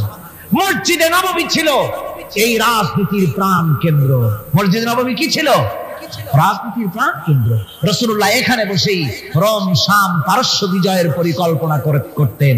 এখানে বসেই উহুদ, বদর, হুনাইন, ইয়ারমুক যুদ্ধের সৈন্য রিক্রুট করেছেন মসজিদ নববীর ভেতরে বসে। এখানে বসে রাষ্ট্রদূতদের সঙ্গে সাক্ষাৎ প্রদান করেছেন, বিচার ফয়সালা করেছেন মসজিদের মধ্যে। আর আজ বলা হয় মসজিদের মধ্যে রাজনীতি বলতে দেওয়া হবে না। মসজিদের মধ্যে কেউ কি ইলেকশনের কথা, মসজিদের মধ্যে কেউ কি তার দলের কথা বলে? বলে কোরআনের রাজনীতির কথা। কিসের রাজনীতির কথা বলে? কোরআনের রাজনীতির কথা বলে। সুতরাং ধর্ম আর রাজনীতি আলাদা, এই কথা যারা বলে, এই সেকুলারিজমের লোকেরা, তারা শুনে রাখুন, ধর্ম নিরপেক্ষ মতবাদ একটি কুফরি মতবাদ। এটি কি মতবাদ? জোরে বলতে হবে, এটা কি মতবাদ? এটি একটি কুফরি মতবাদ। ধর্ম নিরপেক্ষতার মানে হচ্ছে ধর্মহীনতা। ধর্ম নিরপেক্ষতার মানে কি? ধর্মহীনতা। ওরা কোনদিন সব সময় বলবে ধর্মকে ব্যবহার করতেছে রাজনীতিতে, বেচারা তোমরাও ধর্মের কথা বলো না, তা ওরা বলবে না। ওরা ওদের কর্মীদেরকে কখনো নামাজের কথা বলবে না।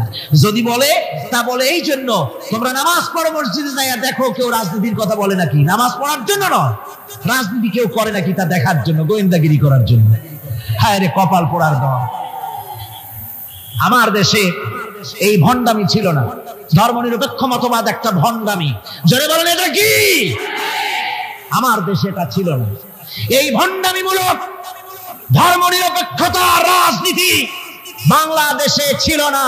1971 সনের পরে যারা ক্ষমতা এলো, তারা ভারত থেকে, ভারতের কাফেরদের তৈরি করা পৃথিবীর এই নিকৃষ্ট মতবাদ বাংলাদেশে আমদানি করেছে।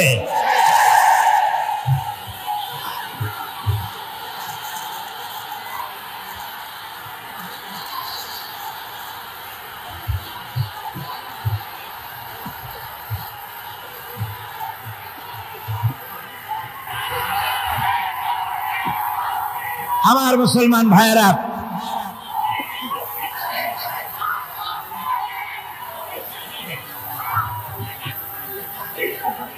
এই যে কোরআন শরীফ, এই কোরআন শরীফ মানতে হবে মুসলমানদেরকে। রাসূলের উপরে ঈমান আনার অর্থ শুধু মিলাদ শরীফ পড়া নয়। কোন নেত্রী কি বললো তার ধার কোন মুসলমান ধারতে পারে না। মুসলমান ধার ধারবে আল্লাহ আর রাসূলের। ঠিক কিনা? কম জোরে বলেন ঠিক কিনা? ভারতের গোলাম এরা বলে ধর্ম নিরপেক্ষতার মানে ধর্মহীনতা নয়। যদি ধর্ম নিরপেক্ষতার অর্থ ধর্মহীনতা না হবে, তাহলে 1971 সনের পরে তোমরা ক্ষমতায় এসে বিশ্ববিদ্যালয় সমূহের মনোগ্রাম থেকে ইকরা বিসমি রাব্বিকাল্লাযী খালাক রাব্বি জিদনি ইলমা এই আয়াত দুটিকে তুলে ফেললে কেন বলো? কোন জবাব আছে? কোন জবাব নেই। সলিমুল্লাহ মুসলিম হল নাম ছিল, মুসলমান শব্দ বাদ দিয়েছে। নাম ছিল সলিমুল্লাহ মুসলিম হল, মুসলিম শব্দ বাদ দিয়ে দিল। তারপরে নজরুল ইসলাম কলেজ, ইসলাম সহ্য হলো না, ইসলাম বাদ দেয়া শুধু নজরুল কলেজ।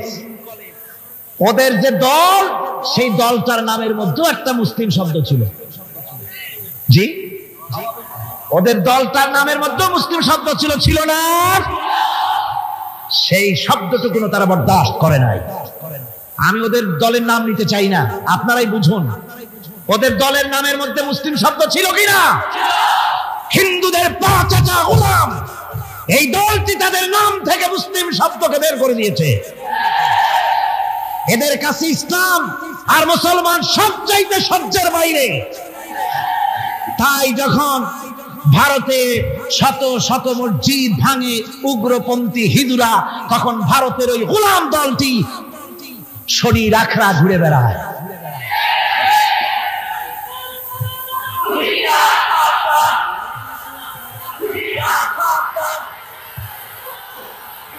আমার মুসলমান ভাইদের খেদমতে আমি আরজ করতে চাই, মুসলমানদেরকে আজ বুঝতে হবে ধর্ম নিরপেক্ষ মতবাদ মুসলমানদের জন্য জায়েজ নাই, হারাম।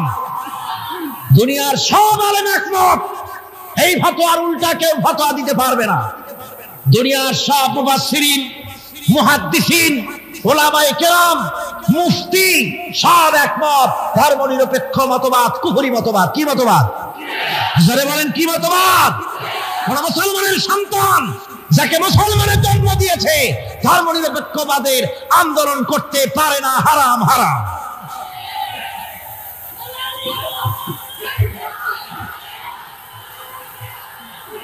আমার বন্ধুগণ, এই কোরআন শরীফের ভেতরে, এই কোরআন শরীফের ভিতরে রয়েছে, আল্লাহ পাক এখানে বলে দিয়েছেন, দেখুন যদি ধর্ম আর রাজনীতি আলাদা হবে, তাহলে ইউসুফ আলাইহিস সালাম প্রেসিডেন্ট হলেন কেন? সূরা ইউসুফ আছে না কোরআন শরীফে? হযরত ইউসুফ আলাইহিস সালাম জেলে গিয়েছিলেন, দীর্ঘদিন জেলে ছিলেন। জেল থেকে বেরিয়ে এসে মিশরের অর্থ এবং খাদ্য দুটি মন্ত্রণালয়ের দায়িত্বশীল মন্ত্রী হয়েছিলেন, আছে কোরআন শরীফে। গোটা মিশরের প্রেসিডেন্ট হয়েছিলেন, আছে কোরআনে। সুলাইমান আলাইহিস সালাম গোটা পৃথিবীর প্রেসিডেন্ট ছিলেন, আছে কোরআনে। মুহাম্মদ সাল্লাল্লাহু আলাইহি ওয়াসাল্লাম প্রেসিডেন্ট ছিলেন, আছে কোরআনে। সর্বত্র পয়গম্বরেরা রাজনীতি করেছেন। এই দুশ্চরিত্র লোকগুলি ভারতের গোলামেরা, তাদের কথা হলো আলেম ওলামারা রাজনীতি করবে না, ধর্মীয় মাহফিলে রাজনীতি হবে না, বাংলাদেশ তোমার বাপের সম্পত্তি, এমন ভাবে কথা বলে বাংলাদেশে ধর্ম নিয়ে রাজনীতি করতে দেওয়া হবে না। মনে হয় যেন বাপ এই বাংলাদেশ ওর বাপের সম্পত্তি আর আমরা ঘর জমাই থাকি।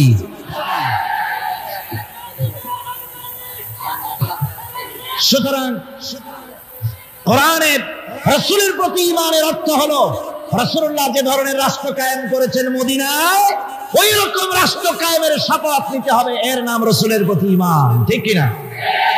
শুধু জামা কাপড় সুবিধা যেটা সেইটা, সুবিধাবাদ জিন্দাবাদ। রাসূলুল্লাহর সুন্নাত দুই রকম। সুন্নাত কয় রকম? এক ধরনের সুন্নাত আমল করা সহজ, আর এক শ্রেণীর সুন্নাত আমল করা কঠিন, ঠিক কিনা? আমি কিন্তু সুন্নতের মর্যাদা সম্পর্কে কথা বলছি না, আমি বলছি আমলের ব্যাপারে ধরনটা। এক শ্রেণী রাসূলের কোন সুন্নতের কদর কিন্তু কম নয়, আকাশ আর জমিন বিক্রি করলেও রাসূলের একটা সুন্নতের সমান মর্যাদা হবে না। রাসূলের সুন্নত পালনের মধ্যে দুই ধরনের, একটা সুন্নত হচ্ছে পালন করা খুব সহজ, আর একটা পালন করা কঠিন। সহজ সুন্নত হলো চোখে সুরমা লাগানো, সহজ সুন্নত দুপুরে খাইয়া আরামে ঘুমানো, সহজ সুন্নত হলো কদু খাওয়া, সহজ সুন্নত খাবারের পরে মিষ্টি খাওয়া, এগুলি হলো সহজ সুন্নত। আর কঠিন সুন্নত হচ্ছে বদরের প্রান্তরে কাফেরদের মোকাবেলায় দাঁড়ানো।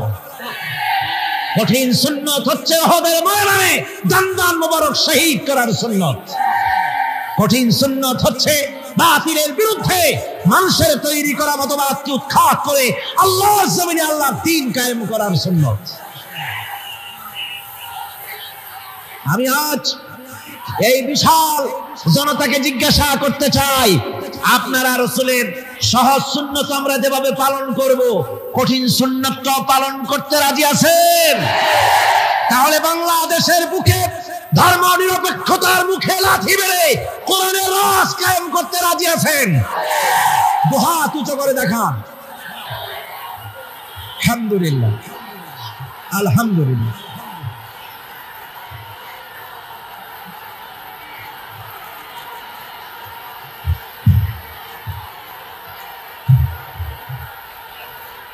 সবাই বসে পড়েন, সবাই বসুন, বসুন না, সবাই বসে পড়ুন। আমি বুঝতে পারছি অবস্থাটা, বিষয়টা বুঝতে পারছি। এক বুড়ি রাস্তা দিয়ে যাওয়ার সময় আচার খাইল, খাইয়া কয় যে আচার যখন খাইলাম একটু পান খাইনি, তো স্লোগানের যখন জোর উঠছে একটু দাঁড়াই মাথা সোজা করে নি। অবস্থা তাই হয়েছে, খারাপ হয়নি, ভালোই হয়েছে, আলহামদুলিল্লাহ। আজকে 3 জন মুসলমান হবে।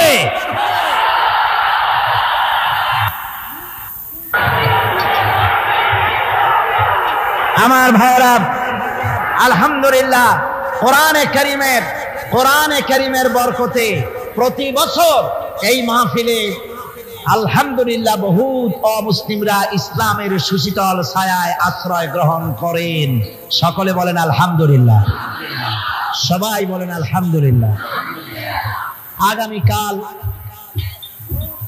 আগামীকাল এই মাহফিলের শেষ দিন, আর কয়দিন আছে? দেখতে দেখতে দিনগুলি সব ফুরিয়ে গেল, আর মাত্র একটি দিন আছে। এত বড় নিয়ামত আমাদের কাছ থেকে বিদায় হয়ে যাচ্ছে। এই নিয়ামতে শরীক হওয়ার জন্য কালকে হবে আখেরি মোনাজাত। কোরআনে কারীমের 5 দিন ব্যাপী তাফসীরের মাহফিলের মোনাজাত অত্যন্ত গুরুত্বপূর্ণ। সেই মোনাজাতে শরীক হওয়ার জন্য আগামীকাল দলে দলে চতুর্দিক থেকে মিছিল সহকারে গোটা শহর যেন মিছিলের শহর হয়ে যায়। কিসের শহর? মিছিলের শহর। গোটা শহর মিছিলের শহর হবে আগামীকাল। আর মিছিল হবে কোরআনের মিছিল। কিসের মিছিল? এক জান্নাতি দৃশ্যর। অবতারণা ঘটবে আগামীকাল ইনশাআল্লাহ। আপনারা আর বিশেষ করে মা বোনদের ব্যাপারে আমার ওয়াদা থাকে, যেহেতু প্রথম 4 দিন তাদের ব্যাপারে কথা বলার সময় হয় না, মা বোনদের ব্যাপারে আগামীকাল আমি আলোচনা করব ইনশাআল্লাহ। বলা হয় নারীদের নাকি ইসলাম অধিকার বঞ্চিত করেছে। ইসলাম নারীকে অধিকার থেকে বঞ্চিত করেছে না অধিকার প্রতিষ্ঠিত করেছে? কোরআন এবং হাদিস দিয়ে আগামীকাল বলবো। আল্লাহর জাহান্নাম থেকে বাঁচার জন্য আল্লাহ ব্যবসার কথা বলেছেন। সেই ব্যবসায় পুঁজি কয়টা? 3টা। কয়টা পুঁজির কথা বললাম? 2টা বলেছি। কয়টা বলেছি? গতকাল বলেছি 1টা, আজকে বললাম 1টা। আগামীকাল হবে জিহাদ।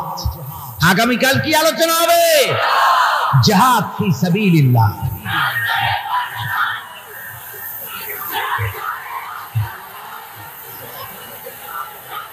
আগামীকাল জিহাদের উপরে গুরুত্বপূর্ণ আলোচনা হবে। মা বোনদের ব্যাপারে আলোচনা হবে, অমুসলিম নাগরিকদের ব্যাপারে আলোচনা হবে, বাবরি মসজিদের ব্যাপারে আলোচনা হবে, বাংলাদেশের ভবিষ্যৎ সম্পর্কে আলোচনা হবে ইনশাআল্লাহ। সে আলোচনায় শরীক হবেন আপনারা। দলে দলে আগের থেকে চলে আসবেন, আর মেহরবানি করে মাঝখান থেকে হাঁটার নিয়ত করে আসবেন না। উজু করে টাইট হয়ে বসবেন, যাতে আখিরি মোনাজাত করে আপনি উঠতে পারেন। মনে থাকবে তো? এর উল্টা পাল্টা যেন না হয়। এখন জনাব বদিউল আলম সাহেব কিছু কথা বলবেন বোধহয়। 3 জন ইসলাম গ্রহণ করবেন, ইসলাম কবুল করতে এসেছেন। তার মধ্যে 1 জন মহিলা, 2 জন পুরুষ। মহিলা পূর্ব নাম রিনা বড়ুয়া, বর্তমান নাম পছন্দ করেছে মুসাম্মদ সাকিনা খাতুন। পুরুষ নাম রতন মন্ডল, বর্তমান নাম পছন্দ করেছে মোহাম্মদ সেলিম। আর শ্রী গণেশচন্দ্র সরকার, বর্তমান নাম পছন্দ করেছে মোহাম্মদ ওসমান গনি। এই 3 জনকে এখন ইসলাম কবুল করা হচ্ছে। মহিলা তিনি পর্দার আড়ালে আছেন। এখানে মাইকে আমি যা বলছি আপনি পর্দার আড়ালে থেকে আপনি উচ্চারণ করবেন আমাদের সাথে। লা ইলাহা ইল্লাল্লাহু মুহাম্মাদুর রাসূলুল্লাহ। আল্লাহ ছাড়া কোনো ইলাহ নাই, উপাস্য নাই, মাবুদ নাই। মুহাম্মদ সাল্লাল্লাহু আলাইহি ওয়াসাল্লাম আল্লাহর প্রেরিত রাসূল। আশহাদু আন লা ইলাহা ইল্লাল্লাহু ওয়াহদাহু লা শারীকা লাহু ওয়া আশহাদু আন্না মুহাম্মাদান আবদুহু ওয়া রাসূলুহু। আমি সাক্ষ্য দিচ্ছি আল্লাহ ব্যতীত কোনো ইলাহ নাই, মাবুদ নাই, উপাস্য নাই। আমি আরো সাক্ষ্য দিচ্ছি মুহাম্মদ সাল্লাল্লাহু আলাইহি ওয়াসাল্লাম আল্লাহর বান্দা এবং প্রেরিত রাসূল। আল্লাহ এক, একক, তার কোনো অংশীদার নাই। সকলকে সালাম। আসসালামু আলাইকুম। আল্লাহর এই 2 বান্দা আলহামদুলিল্লাহ এখন আমাদের ভাই হয়ে গেল। আমাদের কি হয়ে গেল? আমি গতকালও বলেছি, রাসূল পাক সাল্লাল্লাহু আলাইহি ওয়াসাল্লাম বলেছেন, যখন কোন অমুসলিম ইসলাম কবুল করে তখন আল্লাহ রাব্বুল আলামিন তার আমলের সমস্ত গুনাহ খাতাকে মাফ করে দেন। সবাই বলেন সুবহানাল্লাহ। এখন 2 ভাই আর ভেতরে যিনি আছেন যে মহিলা, এনারা 3 জন একদম মাসুম বেগুনাহ নবজাতক সন্তানের মতোই হয়ে গেল আলহামদুলিল্লাহ। এই বিশাল জনসমুদ্রের পক্ষ থেকে আমি তাদেরকে আলিঙ্গন করছি। নারায়ে তাকবীর, আল্লাহু আকবার, নারায়ে তাকবীর, আল্লাহু আকবার। গতকাল আমার কাছে খবর এসেছে যে কলকাতা থেকে পশ্চিমবঙ্গ থেকে অনেক লোক আসছে এখানে মাহফিলে, সপরিবারেও আসছে। এক ভদ্রলোক, তার স্ত্রী অপারেশন, সে অপারেশন ভালো করে সুস্থ হয়নি, তারপরেও তাদের প্রাণের দাবি কোরআনে কারীমের তাফসীরে মাহফিল তারা শুনতে আসবে। তার ছেলেরা অযোধ্যায় পড়াশোনা করে, যেখানে বাবরি মসজিদ ভাঙা হয়েছে, মাদ্রাসায় পড়াশোনা করে। তার স্ত্রীকে নিয়ে আসার সময় বেনাপোল বর্ডারে ওই হিন্দু পুলিশেরা তার কাছ থেকে তার পাসপোর্ট, তার টাকা পয়সা, বউর কাছে পয়সা করে সব সিনায় রেখে দিয়েছে। ভদ্রলোকের নাম আলী আসগর। তিনি গতকাল এই মঞ্চে এসেছিলেন, আজকে আসছেন কিনা জানি না। কালকে তিনি আমার কাছে দোয়া চেয়ে চিঠি লিখেছেন, তার এক বন্ধু, তার জন্য আজকে দোয়া হবে। এ ধরনের দেশি বিদেশি বহু লোক এখানে আসে। ভারতের ব্যাপারটা আমাদের গভীরভাবে জানতে হবে। তারা আমাদের ব্যাপারে, আমাদের সংসদে ভারতের বাবরি মসজিদ ভাঙ্গার ব্যাপারে নিন্দা প্রস্তাব গ্রহণ করা হয়েছে, জানেন তো আপনারা? সেই নিন্দা প্রস্তাব গ্রহণ করতে গিয়ে ভারতীয় দালালদের অনেক প্রতিরোধের মুখে এই নিন্দা প্রস্তাব গৃহীত হয়েছে। কিন্তু তারপরে ভারত যে ভাষায় বাংলাদেশকে কথা বলেছে, মনে হয়েছে বাংলাদেশ যেন ভারতের কাছে ভুটান অথবা সিকিমের মতো। এই বেয়াদবি দাঁত ভাঙ্গা জবাব আগামীকাল দেওয়া হবে ইনশাআল্লাহ। বাংলাদেশ তোমার আশ্রিত কোন রাষ্ট্র নয়। স্বাধীনতা যুদ্ধের সময় কিছু শরণার্থীদের আশ্রয় দিয়েছিলে তোমরা, কিন্তু শরণার্থীদের জন্য তোমরা একটা আড়তদারি খুলেছিলে। সে আড়তদারি সমস্ত খরচ সুদে আসলে তোমরা উসুল করেছো। দেশ স্বাধীন হওয়ার সাথে সাথে বাংলাদেশ থেকে 30,000 কোটি টাকা লুট করেছে ভারত সরকার। এর প্রতিবাদ করেছিলেন সর্বপ্রথম বাংলাদেশের শ্রেষ্ঠ মুক্তিযোদ্ধা মেজর জলিল। তাকে সেই সরকার কারারুদ্ধ করেছিল সেই সময়।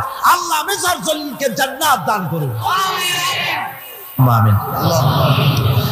রব্বানা যালামনা আনফুসানা وإن لم تغفر لنا وترحمنا لنكونن من الخاسرين ربنا لا تزغ قلوبنا بعد إذ هديتنا وهب لنا من لدنك رحمة إنك أنت الوهاب رب العالمين। গভীর রাত পর্যন্ত তোমার বান্দারা বান্দিরা দীর্ঘক্ষণ ধরে আমরা তোমার কোরআনের কথা শুনেছি।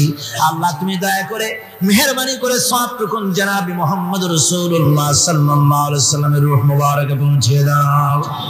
সারা জীবন ধরে যত গুনাহ আমরা করেছি আল্লাহ তোমার কাছে বিনীতভাবে মাফ চাই। আমাদের জিন্দেগির গুনাহ কাটা মাফ করে দাও রব্বুল আলামিন। আমাদের মা বাপ যারা দুনিয়া থেকে বিদায় গ্রহণ করেছে, মা বাপের কবর গুলিকে জান্নাতের টুকরা বানায়া দাও। মা বাপ আমাদের যাদের বেঁচে আছে সুস্থ রাখো, ভালো রাখো, ঈমানের সাথে রাখো।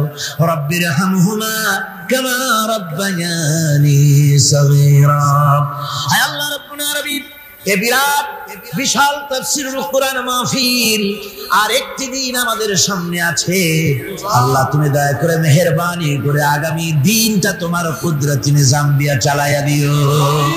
তোমার বান্দা বান্দীদেরকে স্রোতের মতো এই বিশাল প্যান্ডেলে সকলকে সমবেত হওয়ার তৌফিক দিও রব্বুল আলামিন। আর যারা তোমার দ্বীনের কথা বলবেন সহিভাবে সুন্দরভাবে দ্বীনের কথাগুলি বলার তৌফিক দিও। আমি দোয়া চাই আপনাদের কাছে, প্রায় প্রত্যেক দিন কথা বলতে হয়। দোয়া করুন কোরআনের কথাগুলি বলার জন্য যেমন স্বাস্থ্য আর কণ্ঠস্বরের প্রয়োজন, আল্লাহ যেন দয়া করে তার এই নগণ্য গোলামকে দান করে। আপনারা দোয়া করুন আওলাদ রাসূল সৈয়দ আব্দুল আহাদ আল মাদানী আমাদের জন্য একটা নিয়ামত, বাংলাদেশের জন্য। আমি গতকাল যখন গিয়েছিলাম তার সঙ্গে দেখা করতে, তার স্বাস্থ্য দেখলাম আগের মতো নাই, ভেঙে পড়েছে, বার্ধক্য তার উপরে ভর করেছে। কখন যেন তুমি বিদায় হন। তিনি বলছেন আমি তো মালাকুল মউতের অপেক্ষা করছি। আমরা তার জন্য দোয়া করি আল্লাহ এই কোরআনের মাহফিল থেকে আওলাদের রাসূল আমাদের জন্য নিয়ামত। আল্লাহ তুমি তারে দীর্ঘদিন বাঁচায় রাখো, তাকে তুমি সুস্থ রাখো, ভালো রাখো। আর যাওয়ার সময় যখন তার হবে খাতিমা বিল খাইর করে দিও। রব্বানা تقبل منا إنك أنت السميع العليم وتب علينا إنك أنت التواب الرحيم سبحان ربك رب العزة عما يصفون وسلام على المرسلين الحمد لله رب العالمين وجعل آخر كلمة عند الموت لا إله إلا الله محمد رسول